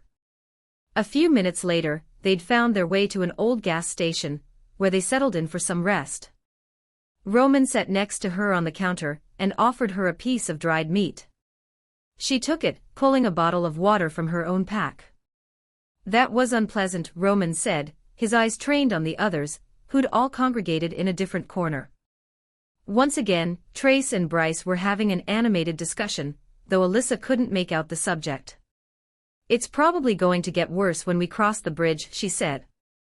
"I don't know how it'll be presented, but the guides were all pretty clear about the increasing difficulty. The further you progress, the worse it'll get." Roman sighed, then ran his hand through his hair. He looked extremely tired, but that wasn't so different than everyone else. They'd been fighting for what felt like an entire day, and while they'd done everything they could to mitigate the danger, there'd still been a few close calls. And Alyssa knew better than anyone how thoroughly life and death situations could drain a person's energy. "It's hard to believe, you know." "What?" "This," Roman said, gesturing to their surroundings. "Magic towers and spells and zombies. It really wasn't that long ago that the worst I had to worry about was a domestic abuse call. I mean, I moved out of Seattle to get away from the stress of living in a big city. Now, I'm responsible for thousands of people. If I make the wrong choice, people die. Even if I make the right decisions, people die. All I can do is mitigate it. I can't stop it. Not completely." That had been true even before the world had changed. Sometimes, bad things happened, and there was nothing anyone could do to stop it. It was a lesson she'd been forced to learn when her parents had died, but it had really been driven home during her time as a police officer. "You're doing the best you can," she said, reaching out to grip his shoulder reassuringly. He flinched at her touch, but she pretended not to notice as she went on, "You care, Roman. That's what matters. You just want what's best for everyone." "I do," he agreed. "But sometimes, I'm afraid of what it's doing to me. To us. Before all this, I would have tried to save everyone. Rationally, I know that it would have eventually killed us all. We don't have the resources to support everybody. But still." Alyssa shook her head. "The fact that you're worried about it means you're a good man, Chief. You're just trying to make the best of a bad situation. We all are. So long as you keep working toward the greater good, I don't think anyone has a right to criticize you. Not unless they've been in your shoes. Not unless they've had to make the same choices you've had to make. Not unless they'd experienced the same losses," Alyssa left unsaid. Trish's death had come close to breaking Roman. He'd put on a strong front, and he had kept going despite his grief. But Alyssa knew him well enough to recognize how close he'd come to falling off the edge. That he'd somehow climbed his way out of that pit was just further evidence that he was worthy of her respect. Despite their frequent disagreements. For the next few hours, everyone rested. Fortunately, they'd killed most of the zombies, so they were undisturbed. It was a necessary break, and when Roman finally called for everyone to gather up, they did so with renewed vigor. "We're crossing the bridge. I want you all to be ready for anything," he said. Alyssa added, "Same formation as before. Roman in the back. Me in the front. Trace, you stick close for now, though. We don't want you crossing before we do." She recognized that crossing the bridge likely constituted progressing to the tower's next level, and she didn't want the group separated. After everyone had received their instructions, the party set out across the corpse-strewed outskirts, and they reached the bridge only half an hour later. It was no different than 1,000 other bridges across the world, which meant that it was 4 lanes wide, about a quarter-mile long, and supported by thick concrete pylons. The city beyond was wreathed in fog, though, so, despite the sun hanging high in the sky, none of them could see what awaited. That mist had grown steadily thicker the closer they drew to the city proper. Alyssa took the lead, and the others followed her across the bridge. For most of its length, it was no different from the outskirts. However, when they passed the 3/4 mark, she got a notification. "Congratulations! You have completed level 1 of the zombie apocalypse. Grade C. To progress further, continue across the bridge." An instant later, a small box appeared in front of Alyssa. It was silver with red trim, but it looked no different than any other metallic box she had seen. She stopped, then knelt beside it. From her guides, she knew that it was the reward for completing the tower's first level, so she didn't hesitate to flip the latch and open the lid. Reward for completing level 1 of the zombie apocalypse. Pendant of ethereal regeneration. "What is it?" asked Roman as Alyssa retrieved the silver necklace. She held it up so the others could see it, but there really wasn't much to see. Just a blue gem set in silver and attached to thin chain. Alyssa told them what it was called, then said, "I don't know what it does." "What should we do with it?" "Give it to one of the healers." "Probably Varen," Trace said. They all looked at him in surprise and he said, "What? If it comes down to that thing making the difference, I'd rather her have it so she can heal my ass." "It makes sense," said Alyssa. If it did what they expected it would do, help to boost Ethera regeneration, she certainly had no use for it. Only a couple of her abilities even used Ethera, with the rest taking stamina. The others all agreed, and the pendant went to Varen. The older woman protested, saying that it should go to someone else, but they all insisted. Once Varen had accepted it and verified that it enhanced her regeneration attribute by 3 points, the group continued across the bridge. The moment they reached the other side, another pair of notifications crossed Alyssa's vision. The first welcomed her to the second level of the tower, while the second gave her the task of reaching the capital. They'd barely made it a few dozen yards into the city, when the heavy slap of skin against asphalt alerted them that they weren't alone. Alyssa whipped around, her spear at the ready, and she was just in time to see a bulky figure emerge from the mist. It didn't even attempt to dodge, instead ramming into her spear with the speed of an Olympic sprinter. The blade cut deep, but the attacker kept coming, sliding past the blade and up the shaft. Before it could reach her, Alyssa spun. Using all her strength, she flung the monster off her spear. It hit the ground and rolled to a stop. But it wasn't dead. It pushed itself to its feet just in time to catch an arrow in the eye. Trace flashed in from the side, dragging his sword across its hamstrings. And then, Varen was on it, swinging her morning star with all her might. The spiked head took the creature in the face, once again knocking it to the ground, where another arrow hit it. At the same time, Chun aimed an axe kick at its already damaged skull. Her heel hit with enough force to crack bone. Still, it didn't die. In fact, it seemed mostly unaffected by the deluge of attacks. The creature lunged to its feet, pouncing on Chun before she had a chance to react. Another arrow hit it, and Alyssa rushed forward, using charge to enhance her speed. She knew she wouldn't get there in time, though. The thing reared back and then, with the speed of a striking snake, descended upon Chun's exposed jugular vein. It only took an instant before Alyssa rammed her spear into it, but by that point, it had already ripped the woman's throat out. She fell away, limp and dying. Varen tried to cast a heal, but the impaled monster took her with a backhand before Alyssa could drive it away. The older woman went tumbling across the asphalt, but Alyssa couldn't do anything to help. Instead, she rammed her spear further into the monster's chest until the blade got lodged in its ribs. She shouted, "Burn it." Bryce had finally finished his spell. With the influx of experience during the first level, he'd earned a new one, which he let loose at Alyssa's prompting. A fireball the size of a softball arced through the air, taking the monster in the shoulder. It quickly caught fire, and though it went wild, screeching in pain, Alyssa's spear kept it under control. A few moments later, it died, falling to the ground. The flames remained, continuing to burn through the monster's body.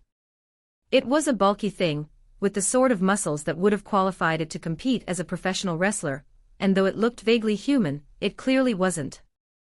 With maggoty white skin, huge eyes, and pointed ears, it was something else entirely. Alyssa only took it in at a glance before she turned her attention to her fallen comrades. When she did, she saw Varen kneeling beside Chun's still form. The older woman's hands glowed with blue light, but no matter how much she tried, it wouldn't make the jump into Chun's body. Because the younger woman had already died. Tears fell down Varen's cheeks as the woman continued to attempt her casting. But it was too late. She knew it. Everyone did. Still, she tried.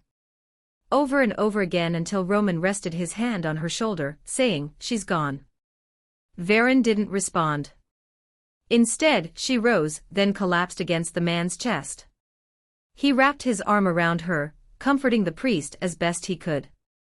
After a moment, he looked at Trace and said, "Find us somewhere to rest. We need to get our bearings."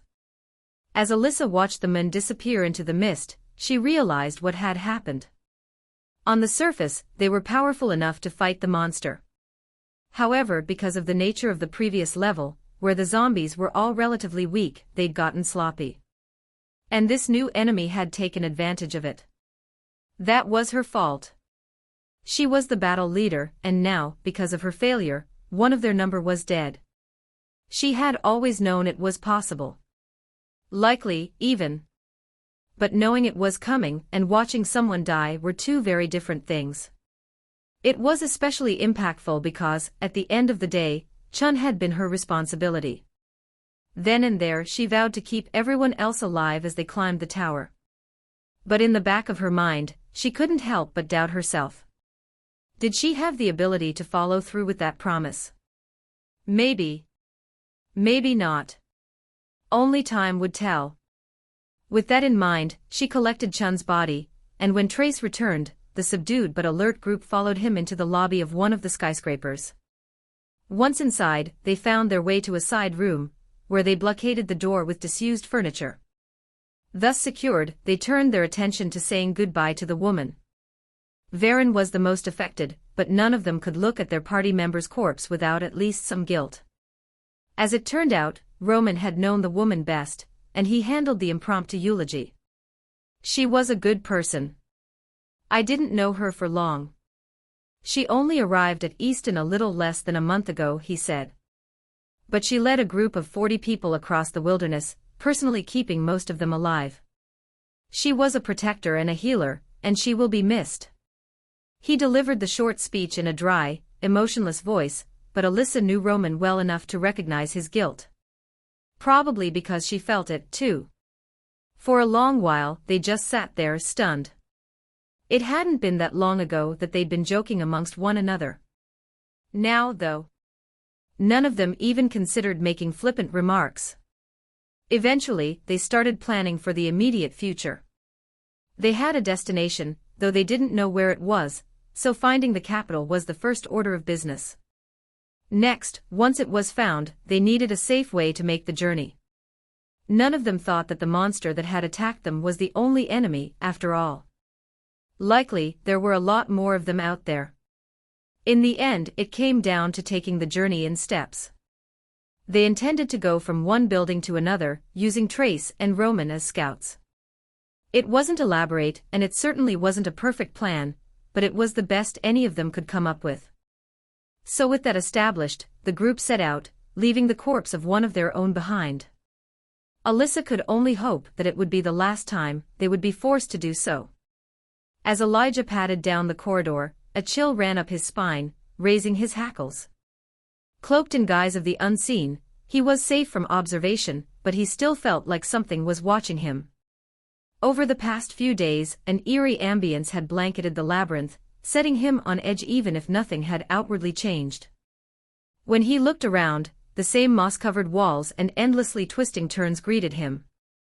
And yet, he felt like he'd been enveloped by a formless and persistent fear.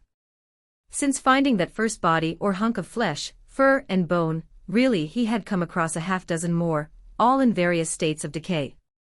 The lack of scavenging insects pushed him even closer to the edge, and he knew it wouldn't take much to shove him over. Still, the only way out was through, he kept telling himself. But increasingly, he'd done so with fatalistic despair rather than the stoic determination that had once accompanied the mantra. He reached out with one paw, scratching a second line next to the one he'd left in his first passing. Then, he chose the other direction, keeping to his pattern. With how much time had passed, he suspected that he was getting closer to his destination. He only had to keep going even if it felt increasingly futile. Perhaps the labyrinth was endless. Maybe he had missed some key detail that would have seen him completing the level without issue. Elijah's greatest fear was that it was all just an elaborate death trap. But still, he continued on, and the days continued to pass. Eventually, he grew accustomed to the fear, and he barely even hesitated when he saw new bodies. The only thing that kept him going was a single-minded refusal to quit. And it almost got him killed when he turned a corner, and very nearly walked into the center of a recently concluded hunt.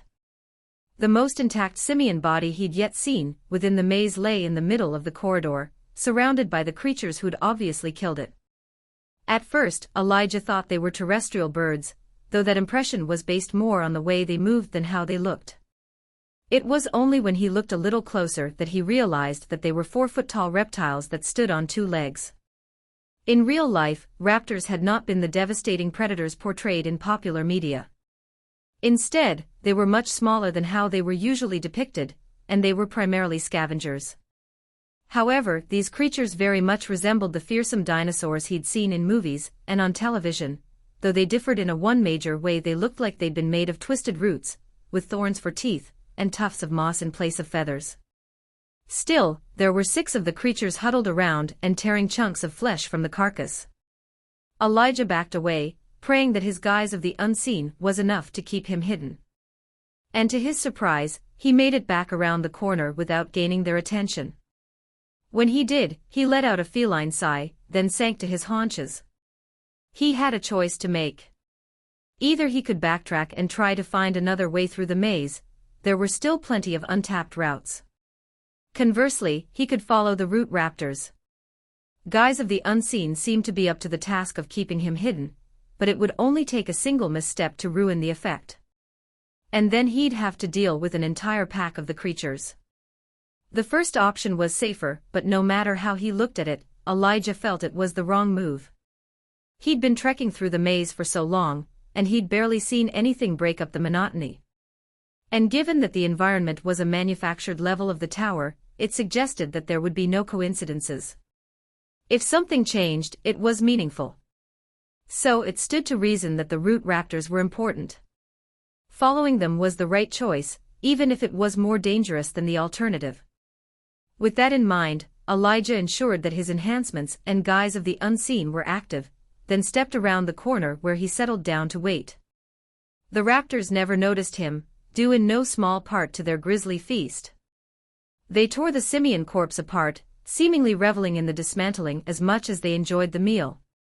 Or perhaps Elijah was anthropomorphizing them. Either way, he forced himself to watch the ghastly scene, and soon enough, one of the creatures let out a piercing cry. The others stopped, whipping around to the leader, and when it took off at a run, they followed. And just like that, Elijah was alone. He was tempted to run after them, but that was a good way to get detected. So he approached the corpse, took a few nips from the leftover meat, then sniffed around. Beneath the overwhelming smell of blood was a wet, musty scent that he instinctively knew belonged to the raptors. After finding that scent, it was easy enough to follow their trail. As he did, Elijah continued to mark each turn, but he had a sneaking suspicion that if he continued to track the root raptors, he would find his way to his destination. So it went for the next few hours until he found the scene of another massacre. This time, there were 2 of the simians, but to Elijah's surprise, there were also a pair raptor bodies. And one of them was still alive. So once Elijah ensured that there were no other root raptors around, he approached the survivor. It had been pierced through by 4 arrows, and its labored breathing was shallow. Sap-like blood stained the ground, telling Elijah that the creature was on the verge of death. He had no issues with speeding it along on its way to whatever afterlife awaited the tower's denizens. He stepped forward, reared back one forepaw, then activated Predator Strike. He swept his claws forward, ripping through it with a combination of his considerable strength and the augmentation provided by his ability. It never even knew what killed it. Elijah's attack destroyed its elongated head, shattering it into 1,000 splintered and sap-covered pieces.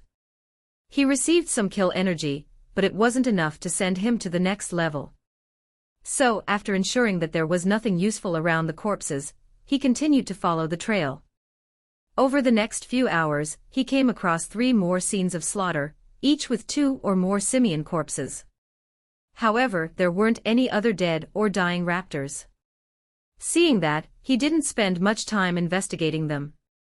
As he went, though, the eerie ambience of the labyrinth continued to grow more and more palpable until every 3rd or 4th step was punctuated by a glance to his rear. He didn't see anything, but he couldn't shake the feeling that something was following, that some monster was stalking him. He strained his senses, but he came up empty. Until, at last, he caught a whiff of something familiar. It was just a stray scent, but the moment it wafted beneath his nose, he recognized it. Without hesitation, Elijah leaped to the side, and he was just in time to avoid a descending, thorn-like claw. He skidded to a stop, then used the wall to reverse directions. His claws flashed with venom strike before he collided with his attacker. He barreled into it, his claws digging deep and delivering their poisonous payload before he bounded away. He slid to a stop, then reversed course. Crouching low, he saw the creature pick itself up. The thing was clearly a raptor, but instead of only being 4 feet tall, it was at least half again that height, with wicked claws and gnashing teeth. More distressingly, as the thing rose, the remaining pack of root raptors appeared from around the corner. They didn't stop when they reached the larger monster, instead tearing across the ground with clearly murderous intent. Elijah knew he couldn't stand up to so many, so he wasted no time before turning tail and running away. At first, the creatures kept pace, but the moment the system deemed that he'd left combat, his essence of the wolf took effect, and he left them behind. But that wasn't enough. Elijah knew it. These monsters would have to die if he was going to complete the primordial maze. It was no different than when he'd had to kill the Guardian in the Sea of Sorrows. The only question was how he was going to do it. Had they always known he was there? Were they simply leading him along so that their alpha could kill him off? Had he walked into a trap? Or was there some other explanation? He didn't know. But what Elijah did know was that he had an opportunity. If he could kill a few of the smaller raptors off, he might have a chance to kill the larger one. To that end, Elijah poured on the speed, hoping to separate the pack. He was certain that the neurotoxin from Venom's strike wouldn't kill the alpha. His claws had barely even nicked it, suggesting that its constitution, if monsters even had such attributes, was extremely high. However, the poison would slow it down, he was sure. He hoped that would prevent it from keeping pace, giving him the opportunity he needed to thin the pack. Once he'd been running for a few minutes, he rounded a corner, then leaped onto the wall. His claws dug into the vines, and he pulled himself up. Immediately, his weight increased, but he didn't have to go far. Just a few extra feet, and then Elijah once again embraced guise of the unseen. The muscles in his paws strained under his increased weight, but he pushed through it long enough for the raptors to come tearing past him. They kept going, with a couple lagging a little behind. When the last one passed beneath him, he pounced, falling upon it with predator strike. His descending claw ripped through its spine, flattening it against the ground. Then, he snapped out, his jaws closing around the nape of its neck. Then, he squeezed, and the base of its skull shattered. But Elijah wasn't finished. He leaped, bounding off the wall, and attacking the next closest creature. This time, it didn't go quite as well, but he wasn't aiming to take it out all at once. Instead, he used Venom Strike, and even though he only managed a glancing blow on the quick monster, he accomplished his goal of infecting it with the ability's neurotoxin. He got one more attack in on a third creature, but by that point, he'd started to push his luck. So having done what he'd intended to do, he turned and took off back in the direction he'd come. However, he turned down one of the two stripe routes, taking a different path, and putting more distance between himself and the pursuing pack of root raptors. A few minutes later, well after the effect of essence of the wolf returned to speed him along his way, Elijah received a pulse of kill energy as one of the monsters died. A couple of minutes after that, yet another went down. That left only a few more. However, when he tried to repeat his tactic, he was distressed to find that the raptors were ready for him. He barely escaped alive, but even so, he sustained a couple of wounds from their vicious claws. Clearly, his constitution was too low to stand up to them in a stand-up fight. Taking them head-on was a good way to get ripped to pieces. Fortunately, Elijah was slightly faster, an advantage that was further enhanced when Essence of the Wolf took effect. Still, the fact that they could learn was a disappointing discovery. That meant he couldn't just keep doing the same thing over and over. But Elijah's class, if nothing else, was versatile.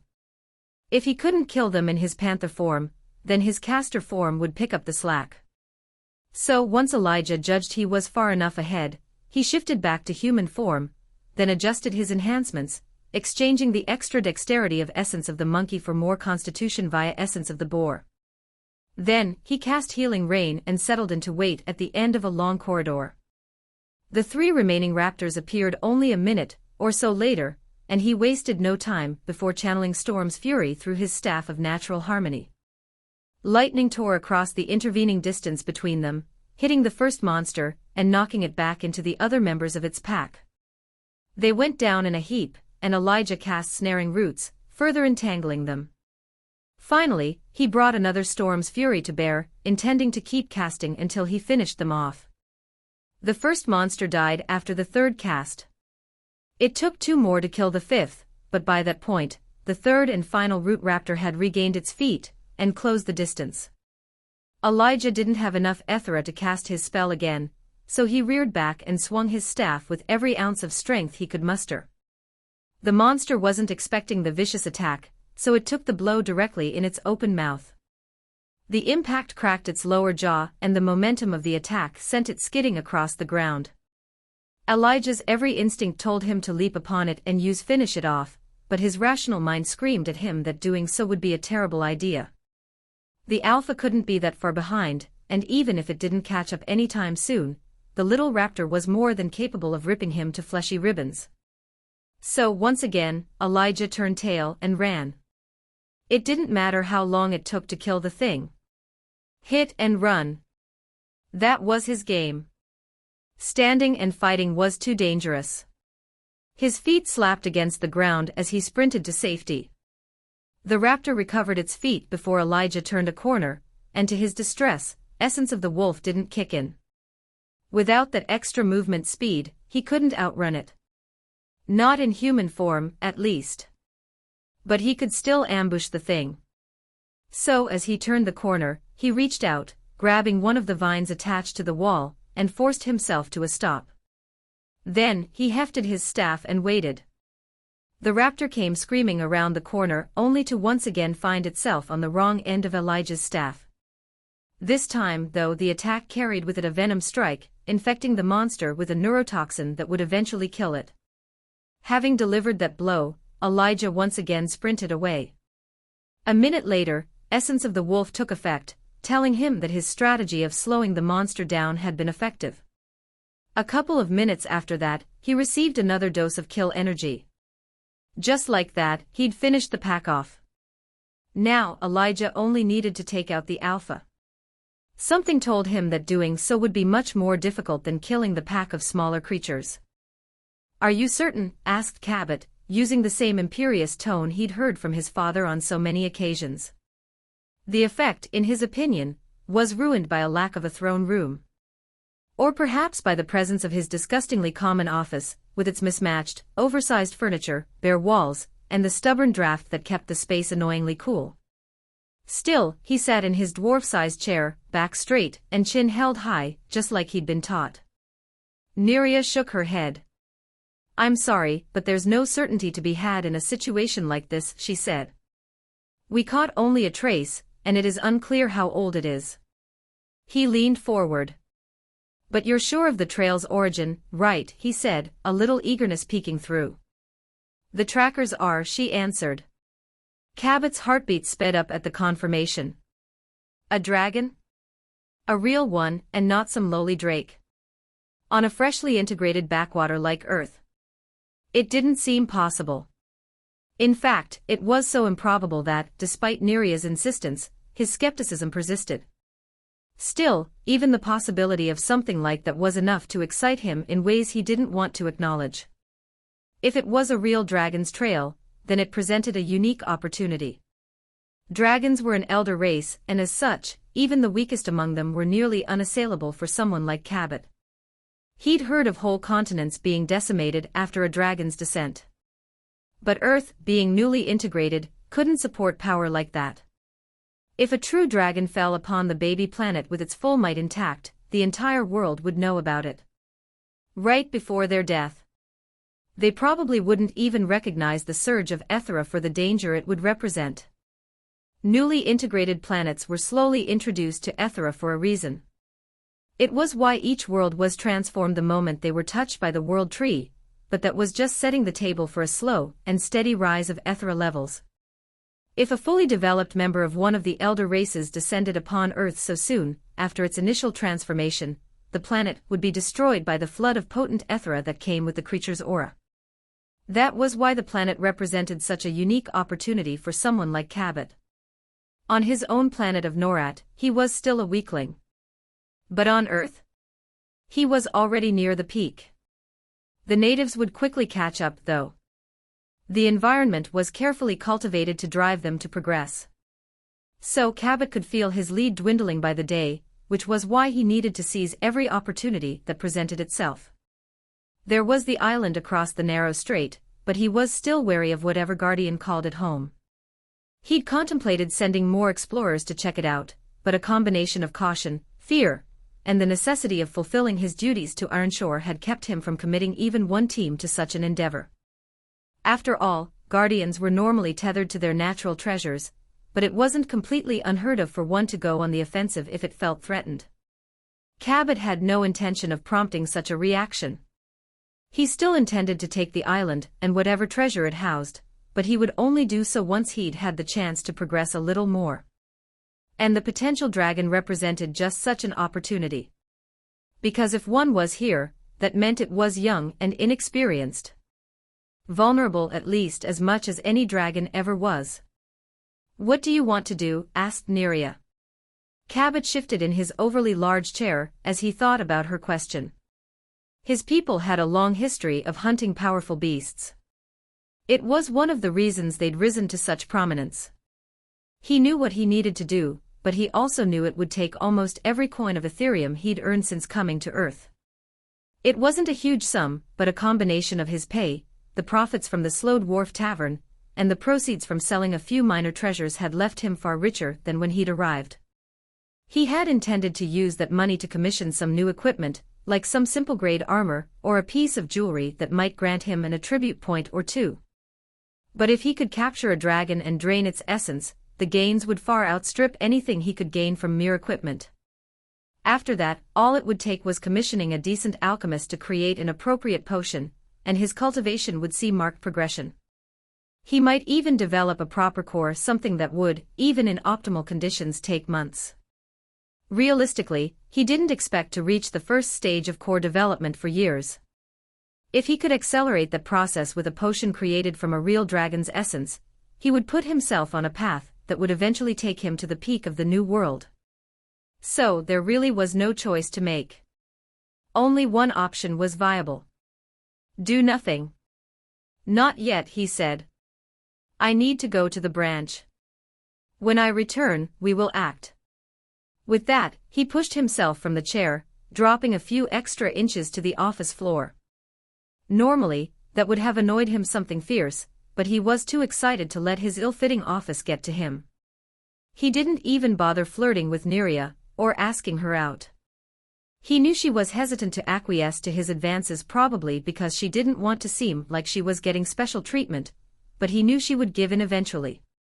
Right now, though, he couldn't be bothered to care about issues of the heart.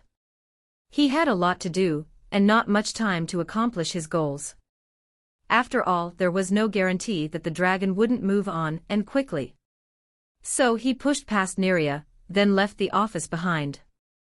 Nimbly, he leaped over the mud puddle in front of his office, then trekked across town to the budding town's central building. The broad, low-slung building was a combination of warehouse and administrative hub, but more importantly than that, it housed the imported branch of the World Tree, which made it the settlement's most important location. Cabot strode through the front doors, taking a well-trod path through the building until he was forced to a stop at the end of the line leading to the branch. Sighing, he considered using his position as the leader of the security forces to bully his way to the front of the line, but like everyone else, he knew that would be counterproductive. Before the World Tree, everyone was equal. To the being that connected their universe, a king was no different than a beggar. That attitude had affected its attendants and envoys, and even the elder races would think twice before offending a World Tree ambassador. So Cabot impatiently waited in line as a parade of brutish dwarves, cunning goblins, and gnomes moved into the room housing the branch. And after 45 minutes, he reached the front of the line, where he met one of the envoys. The lowest-ranked members of the cult of the World Tree were still afforded a significant degree of authority. At the dwarven woman's word, he could be barred from access. So Cabot put on his most winning smile, pushed his innate and well-earned prejudice against dwarves aside, and said, "Good afternoon. I trust your day's going well, honored envoy." The dwarven woman barely even looked at him before saying, "I'm fine." "You understand the rules." Cabot did. He'd been introduced to his family's branch of the World Tree as a child, and he'd visited it or others like it on numerous occasions. So he knew the rules as well as anyone. So, after confirming that he knew how to conduct himself, Cabot retrieved a handful of copper Ethereum from his purse and handed them over. The woman took the offering with equanimity, then waved him forward. He suppressed his annoyance, then stepped into the room. Even though he'd seen many branches over the course of his life, he still found the sight breathtaking. A crystalline tree sprouted from the center of the room. It wasn't large, barely the size of a sapling, but it was still awe-inspiring, largely because of the Ethera swirling through its branches. He strode forward confidently, ignoring the pair of envoys standing guard. So close to the branch, they wielded enviable power, but even if they hadn't, it would not have mattered. With a flick of thought, they could bar him from accessing the branch, which would be absolutely disastrous. Not only would it cut him off from ever leaving Earth, but it would also prevent him from ever earning Ethereum through hunting. He could still get by after all, people could still pay him via their own coins, but it would still be incredibly inconvenient. Besides, losing access to the world tree carried with it a certain stigma, and most people shied away from anyone so tarnished. So Cabot remained on his best behavior as he approached the branch and laid his hand on the trunk. Instantly, he saw his Ethereum totals. Copper, silver, gold, platinum, 212, 44, 3, 0. Upon seeing his amassed wealth, Cabot felt a mingled sense of satisfaction and disappointment. The first was due to the fact that, aside from a single gold Ethereum, he'd earned it all himself. However, the latter emotion came from the reality that, no matter how he looked at it, he was poor. His parents, even his siblings, had multiple platinum Ethereum available to them. And here he was, after months of effort, with only a few measly gold coins to his name. Of course, that still put him head and shoulders over most combatants his level, but to him, it wasn't enough to simply be better than the unwashed masses. He was meant for much greater things, and he knew it. The world just needed to catch up and recognize that he was better than everyone else. The system knew. That was why it had given him such a powerful class. Now, he just needed to prove that he was worth it. To do that, he needed to contact a few old acquaintances back on Norat. So he navigated past the knowledge base, through the market where everything was overpriced anyway, and to the communications apparatus. From there he cycled through his contacts and settled on the person he thought could help him. He initiated the messaging function, detailing what he needed. Fortunately, Ehrlich didn't take long to respond, and when he saw the payment on offer, he was quick to acquiesce to Cabot's requirements. Soon enough, the transfer went through, and Cabot headed to the transfer portal to await his goods. A few minutes later, a few boxes arrived, accompanied by a foursome of robed figures. They were all ritualists, though due to the planetary restrictions, they were even lower leveled than Cabot. He hoped they would be powerful enough to accomplish his goals. "Where may we set up?" asked one of the male gnomes. He was obviously the leader. Cabot answered, "I will show you to the barracks where you can wait until we track the creature down." "How will you capture the beast?" Cabot hadn't told them what sort of creature it was, but they had to have guessed. Otherwise, their presence wouldn't be necessary. He said, "I'm an Eason." "Oh. Very well, then." It was telling that the simple mention of his house was enough to allay any worries. Telling, but unsurprising. The Eason reputation was well earned, and even a black sheep like Cabot had all the expertise he needed to capture any beast, even one so powerful as a dragon. Still, after showing the ritualists to the barracks and getting them set up in one of the attached apartments meant for officers, he took the time to lay out his plans. The idea wasn't terribly complicated. He simply needed to lure the dragon into a trap. To do so, he'd need a reasonably powerful natural treasure. Young dragons were notoriously curious, and they would be attracted to any fluctuation in Ethera, which meant manipulating it into position was the easy part. More difficult was the method meant to capture it.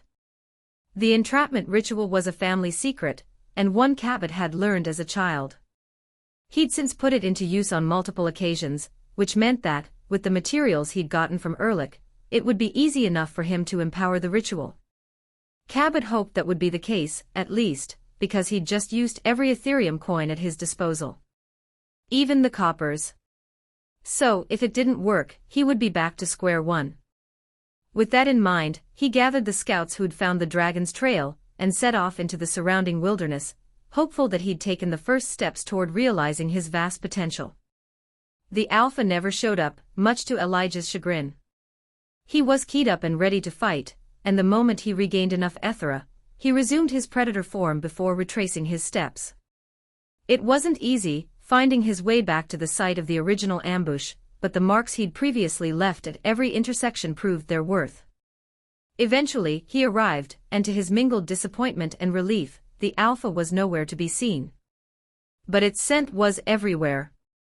Elijah crept through the area, sniffing everything, but with how ubiquitous the odor was, he couldn't get a read on where it had gone. Still, that didn't mean he knew nothing.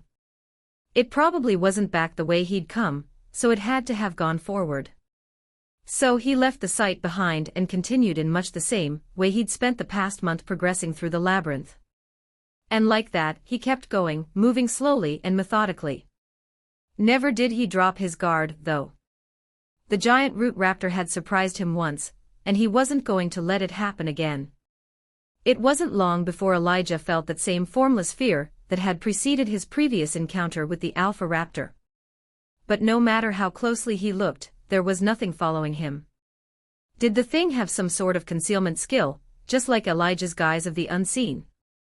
Or was that aura of terror simply that pervasive? Elijah had no idea. But he couldn't keep his hackles from rising as he continued through the maze. Nor was he surprised when, finally, the creature attacked. It leaped at him from behind, leading the way with its mighty, dagger-like talons. Even though Elijah was on guard for an attack, he was caught by surprise, and so, he barely managed to avoid being gored by those wicked claws. Still, the creature's claw scraped against his ribs, and the impact sent him tumbling across the ground. Elijah regained his feet just in time to dart beneath the raptor's next attack.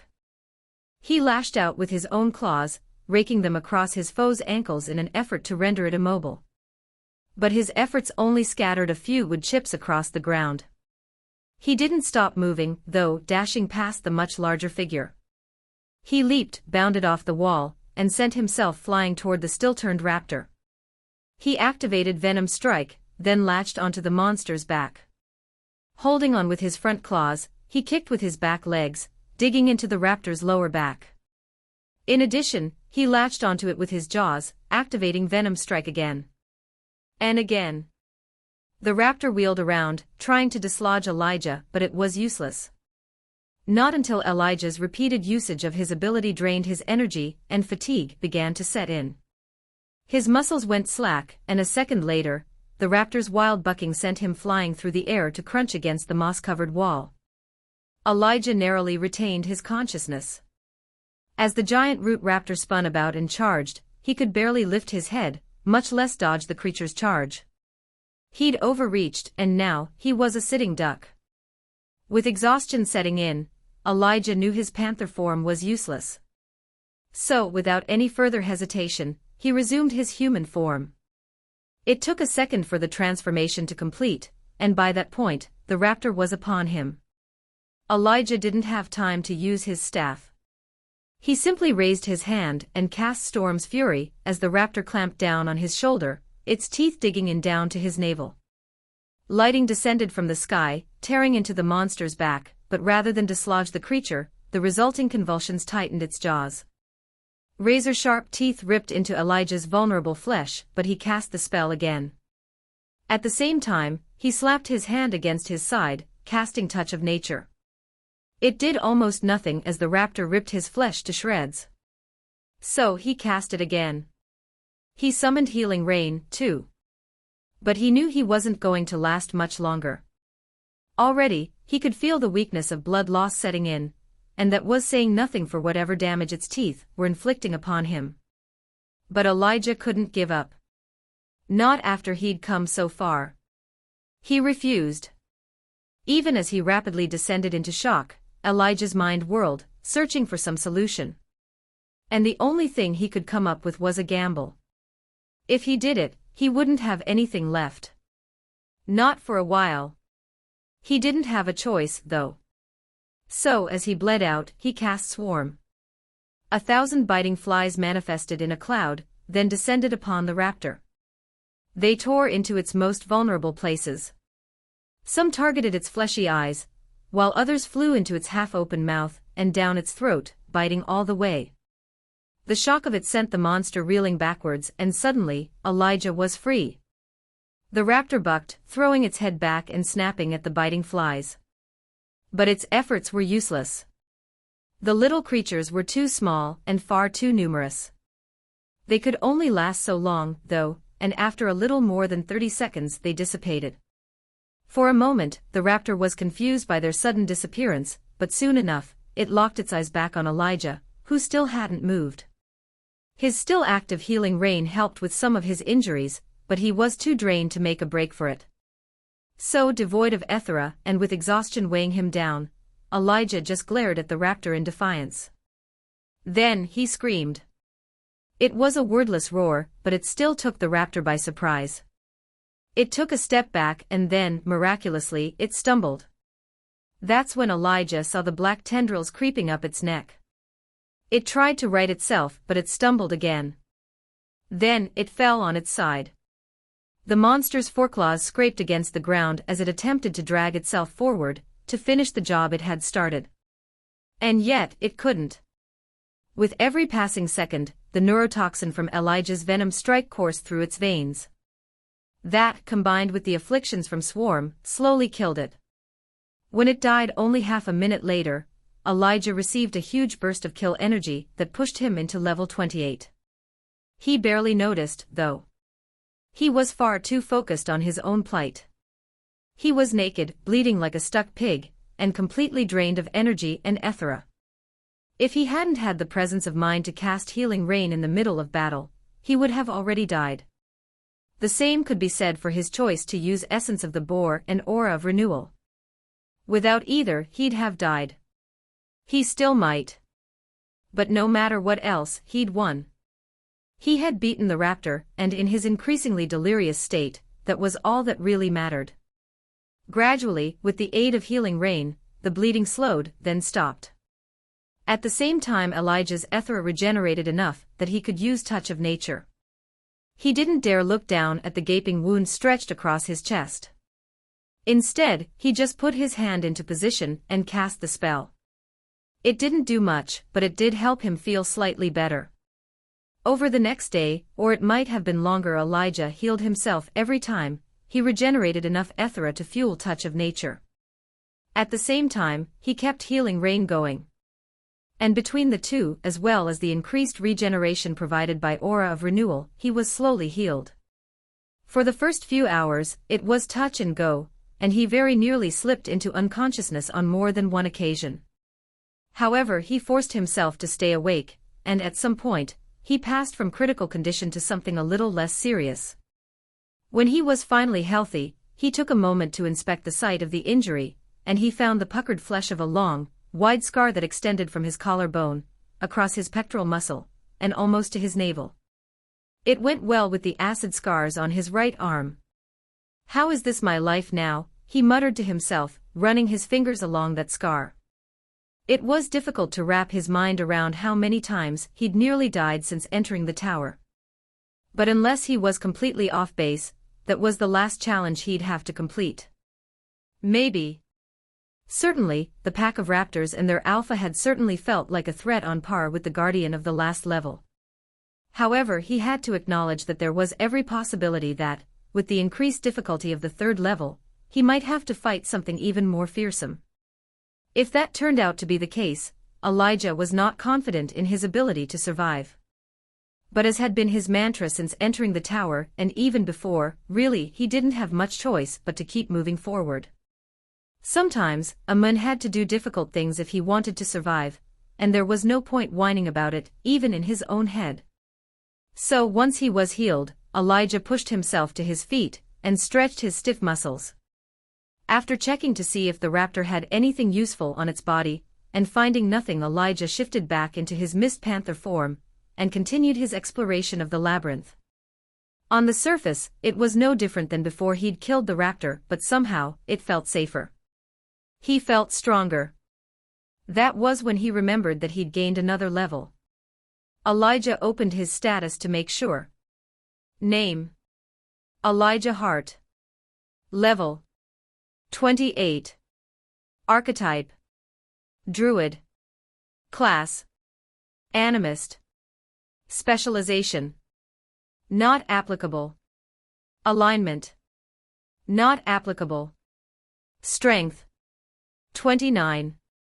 Dexterity 33-28. Constitution 29. Ethera 37. Regeneration 41-31. Attunement. Nature. Cultivation. Body. Core. Mind. Soul. Wood. Unformed. Opal. Neophyte. Sure enough, he'd passed the threshold into level 28, gaining another point in all his attributes. With Aura of Renewal, his regeneration had passed the 40-point mark, too. Which was incredible, considering where he'd started. However, Elijah was more interested in the new ability he knew was waiting on him. Spell. Calamity. Bury your enemies beneath the power of nature. Conjure a natural disaster appropriate to your environment. Only usable in caster forms. That sounded good. Really good, in fact. He wanted to use it immediately, but Elijah suspected that it would be quite attention-getting.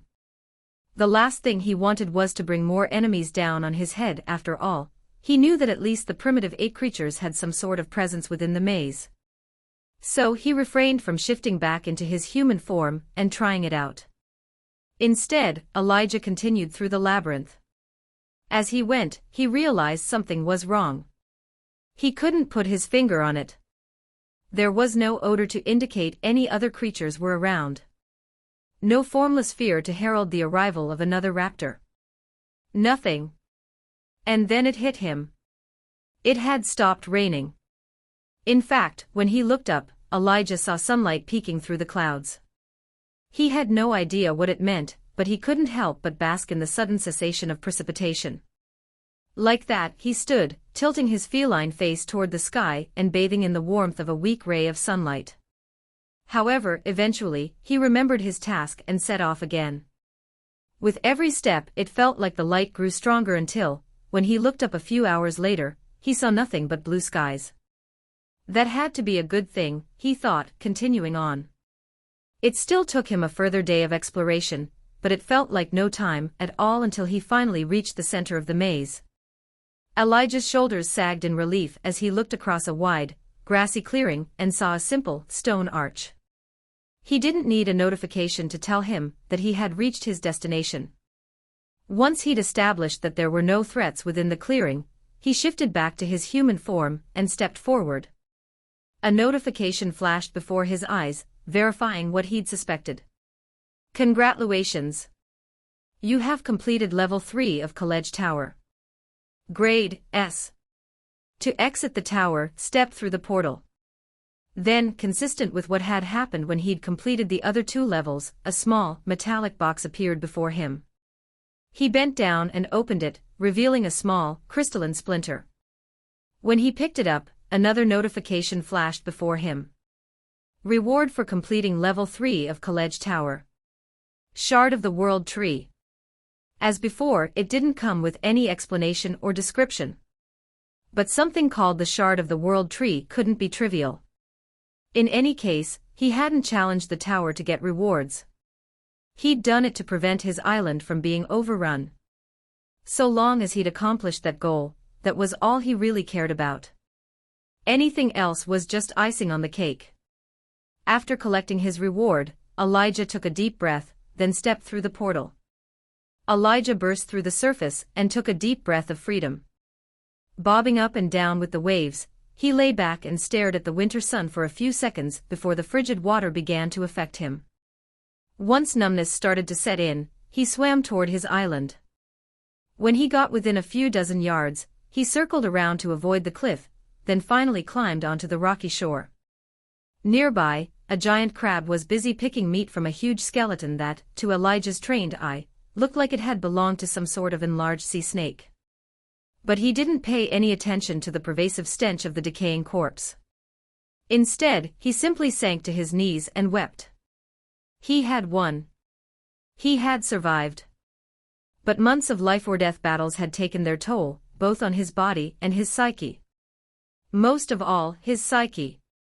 Until that moment, he'd refused to acknowledge the stress weighing him down, but now that he was reasonably safe, he could allow himself to acknowledge it. And it was overwhelming enough to drive him to tears of mingled relief and horror.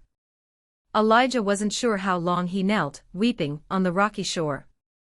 But by the time his tears dried, he was shivering with the winter cold. It had been late summer when he had entered the tower, but clearly, the world had continued its steady march through time, and the seasons had turned. Thankfully, with his increased endurance, it wasn't nearly as deadly as it probably should have been.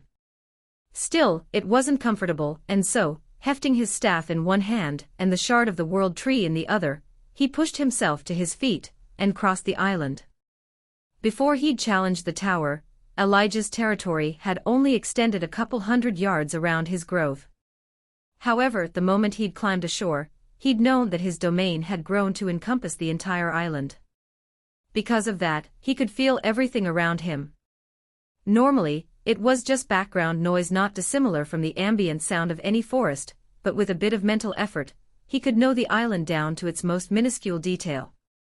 He chose to keep the partition of his mind firmly in place, mostly because it would have overwhelmed his mind with the sheer amount of knowledge. Instead, he let himself feel the area around him in a 15-foot radius, which seemed to be the limit without getting everything jumbled up. In any case, Elijah trekked across the island.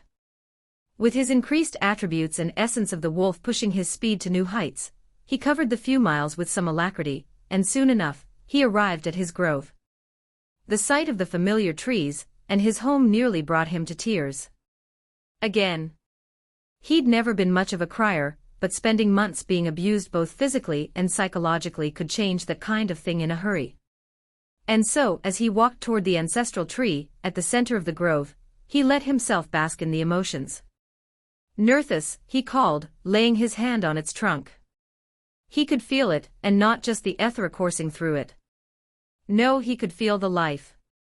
The tree's glacial thoughts. Its emotions, such as they were. It was content and, to Elijah's surprise, joyous. "You made it," came the gnarled but high-pitched voice of the tree spirit. Elijah looked up to see that Nerthus' form had reached almost 3 feet in height, and he was currently sitting on the same branch where he usually appeared. "I did," Elijah said. I didn't." And then, once again, he collapsed to his knees. This time, there were no tears. Just a mental acknowledgement of everything he'd experienced. It was one thing to fight a few Voxian invaders or giant crabs. But it was something else entirely to endure what he had in the tower. He looked up and said, "That was the worst experience of my life." But if Elijah was honest, that wasn't necessarily true. Certainly, it had been extremely stressful. And he could have done without all the pain. But there had also been triumphs, as he'd felt after healing the Ulthrak village and defeating the giant isopod. Aside from the constant threat of death, he'd even enjoyed the Sea of Sorrows, after a fashion. As he thought about it, Elijah realized that he much preferred his experiences in the tower over the time he'd spent slowly dying of cancer. Back then, he'd had no agency. No control. He was just waiting to die. But in the tower, he had the ability to fight. His survival was in his own hands. And that made all the difference. The real question was whether or not he would do it again. After all, as far as he knew, the same dangers would soon return. The Ethera would build, and the tower would need to be reconquered. And Elijah only had to think about it for a moment to realize that, when the time came, he wouldn't hesitate to go back in there. Partially because it was his responsibility, but also due to the sheer amount of progress he'd made. Growing stronger was addictive and rewarding in its own right, after all. "Pardon," said Nerthus, interrupting his reverie. But what is that in your hand?" "Oh," said Elijah. He'd intended to ask the tree spirit about his rewards, but in the wake of his relief at finally conquering the tower, he'd forgotten. Still, he clutched the shard of the world tree in his fist. He held it up, saying, "I got this for beating the final level." Nerthus gasped, then collapsed into convulsions. No, wait. He wasn't convulsing. He was trembling while he knelt, his head on the branch. What's going on, Nerthus? The is that is a piece of the world tree. Yeah. That's what the notification said. What's it do? He asked. It is. The tree spirit clearly couldn't find the words. So Elijah said, calm down. Just breathe. Wait, do you breathe? No. Then do whatever you do to calm down. Meditate or whatever. It took a few more minutes to get Nerthus to relax, and even that was only partially successful. In the end, he was still trembling with fear or excitement. Elijah wasn't sure, but he was at least able to talk. It is a shard of the world tree, the tree spirit explained. A holy artifact for any. He sighed, then admitted, I lack the vocabulary to explain what that means to me and my people. And anyone who venerates nature. What is the world tree? Elijah asked. The name had popped up more than once, but he'd never gotten a decent explanation as to what it was. It is the beginning and the end, Nerthus said. It is the source of all life. Oh, that clears it up. Nerthus glared. The world tree is a universe unto itself, he said. It runs parallel to our own, connecting everything and everyone. Without it, there would be no system. No communication or travel between worlds. It is the most important being in existence. That shard represents the tiniest sliver of its power. Normally, only the elder races would ever get the chance to see one, and even then, it is rare. Elijah looked down at the small, crystalline object. It was white, with green veins pulsing through it, but to his senses, it was just an ordinary crystal. He didn't even feel any Ethera in it. What does it do, though? I don't know, Nerthus admitted. Not for sure. But there are legends. Legends? What kind of legends? Elijah asked. I think that it could change everything, Nerthus stated. Oh yes. I feel it now. If my tree absorbs the shard, it will enhance the grove's power. What does that mean? I don't know, Nerthus admitted. Denser Ethera. Stronger vitality. And perhaps more. But it won't hurt, right? Elijah asked. As it was, he had no real use for the shard. If it had emitted even a little Ethera, he might have been more hesitant to let the tree absorb it. But at the end of the day, the grove was his home, and anything that benefited it did the same for him. No. Not us. Elijah shrugged. Suppose that's all I need to know, he said. Perhaps he was making a mistake. There was a chance that the shard of the world tree could help him more directly sometime in the future. But as he offered the crystalline shard to Nerthus, he felt good about the choice. Nerthus backed away. No. Do not offer it to me, he said, trembling. I could, but no. No, I mustn't. Press it against the trunk of the tree. Yes. Do it soon. Elijah shrugged, then did just that, and when he held the splinter against the ancestral tree, it trembled. Then, in the space of a second, the shard was gone. A moment later, a burst of Ethera swept out of the tree, and a notification appeared in Elijah's mind's eye. The shard of the world tree has been absorbed by an ancestral tree.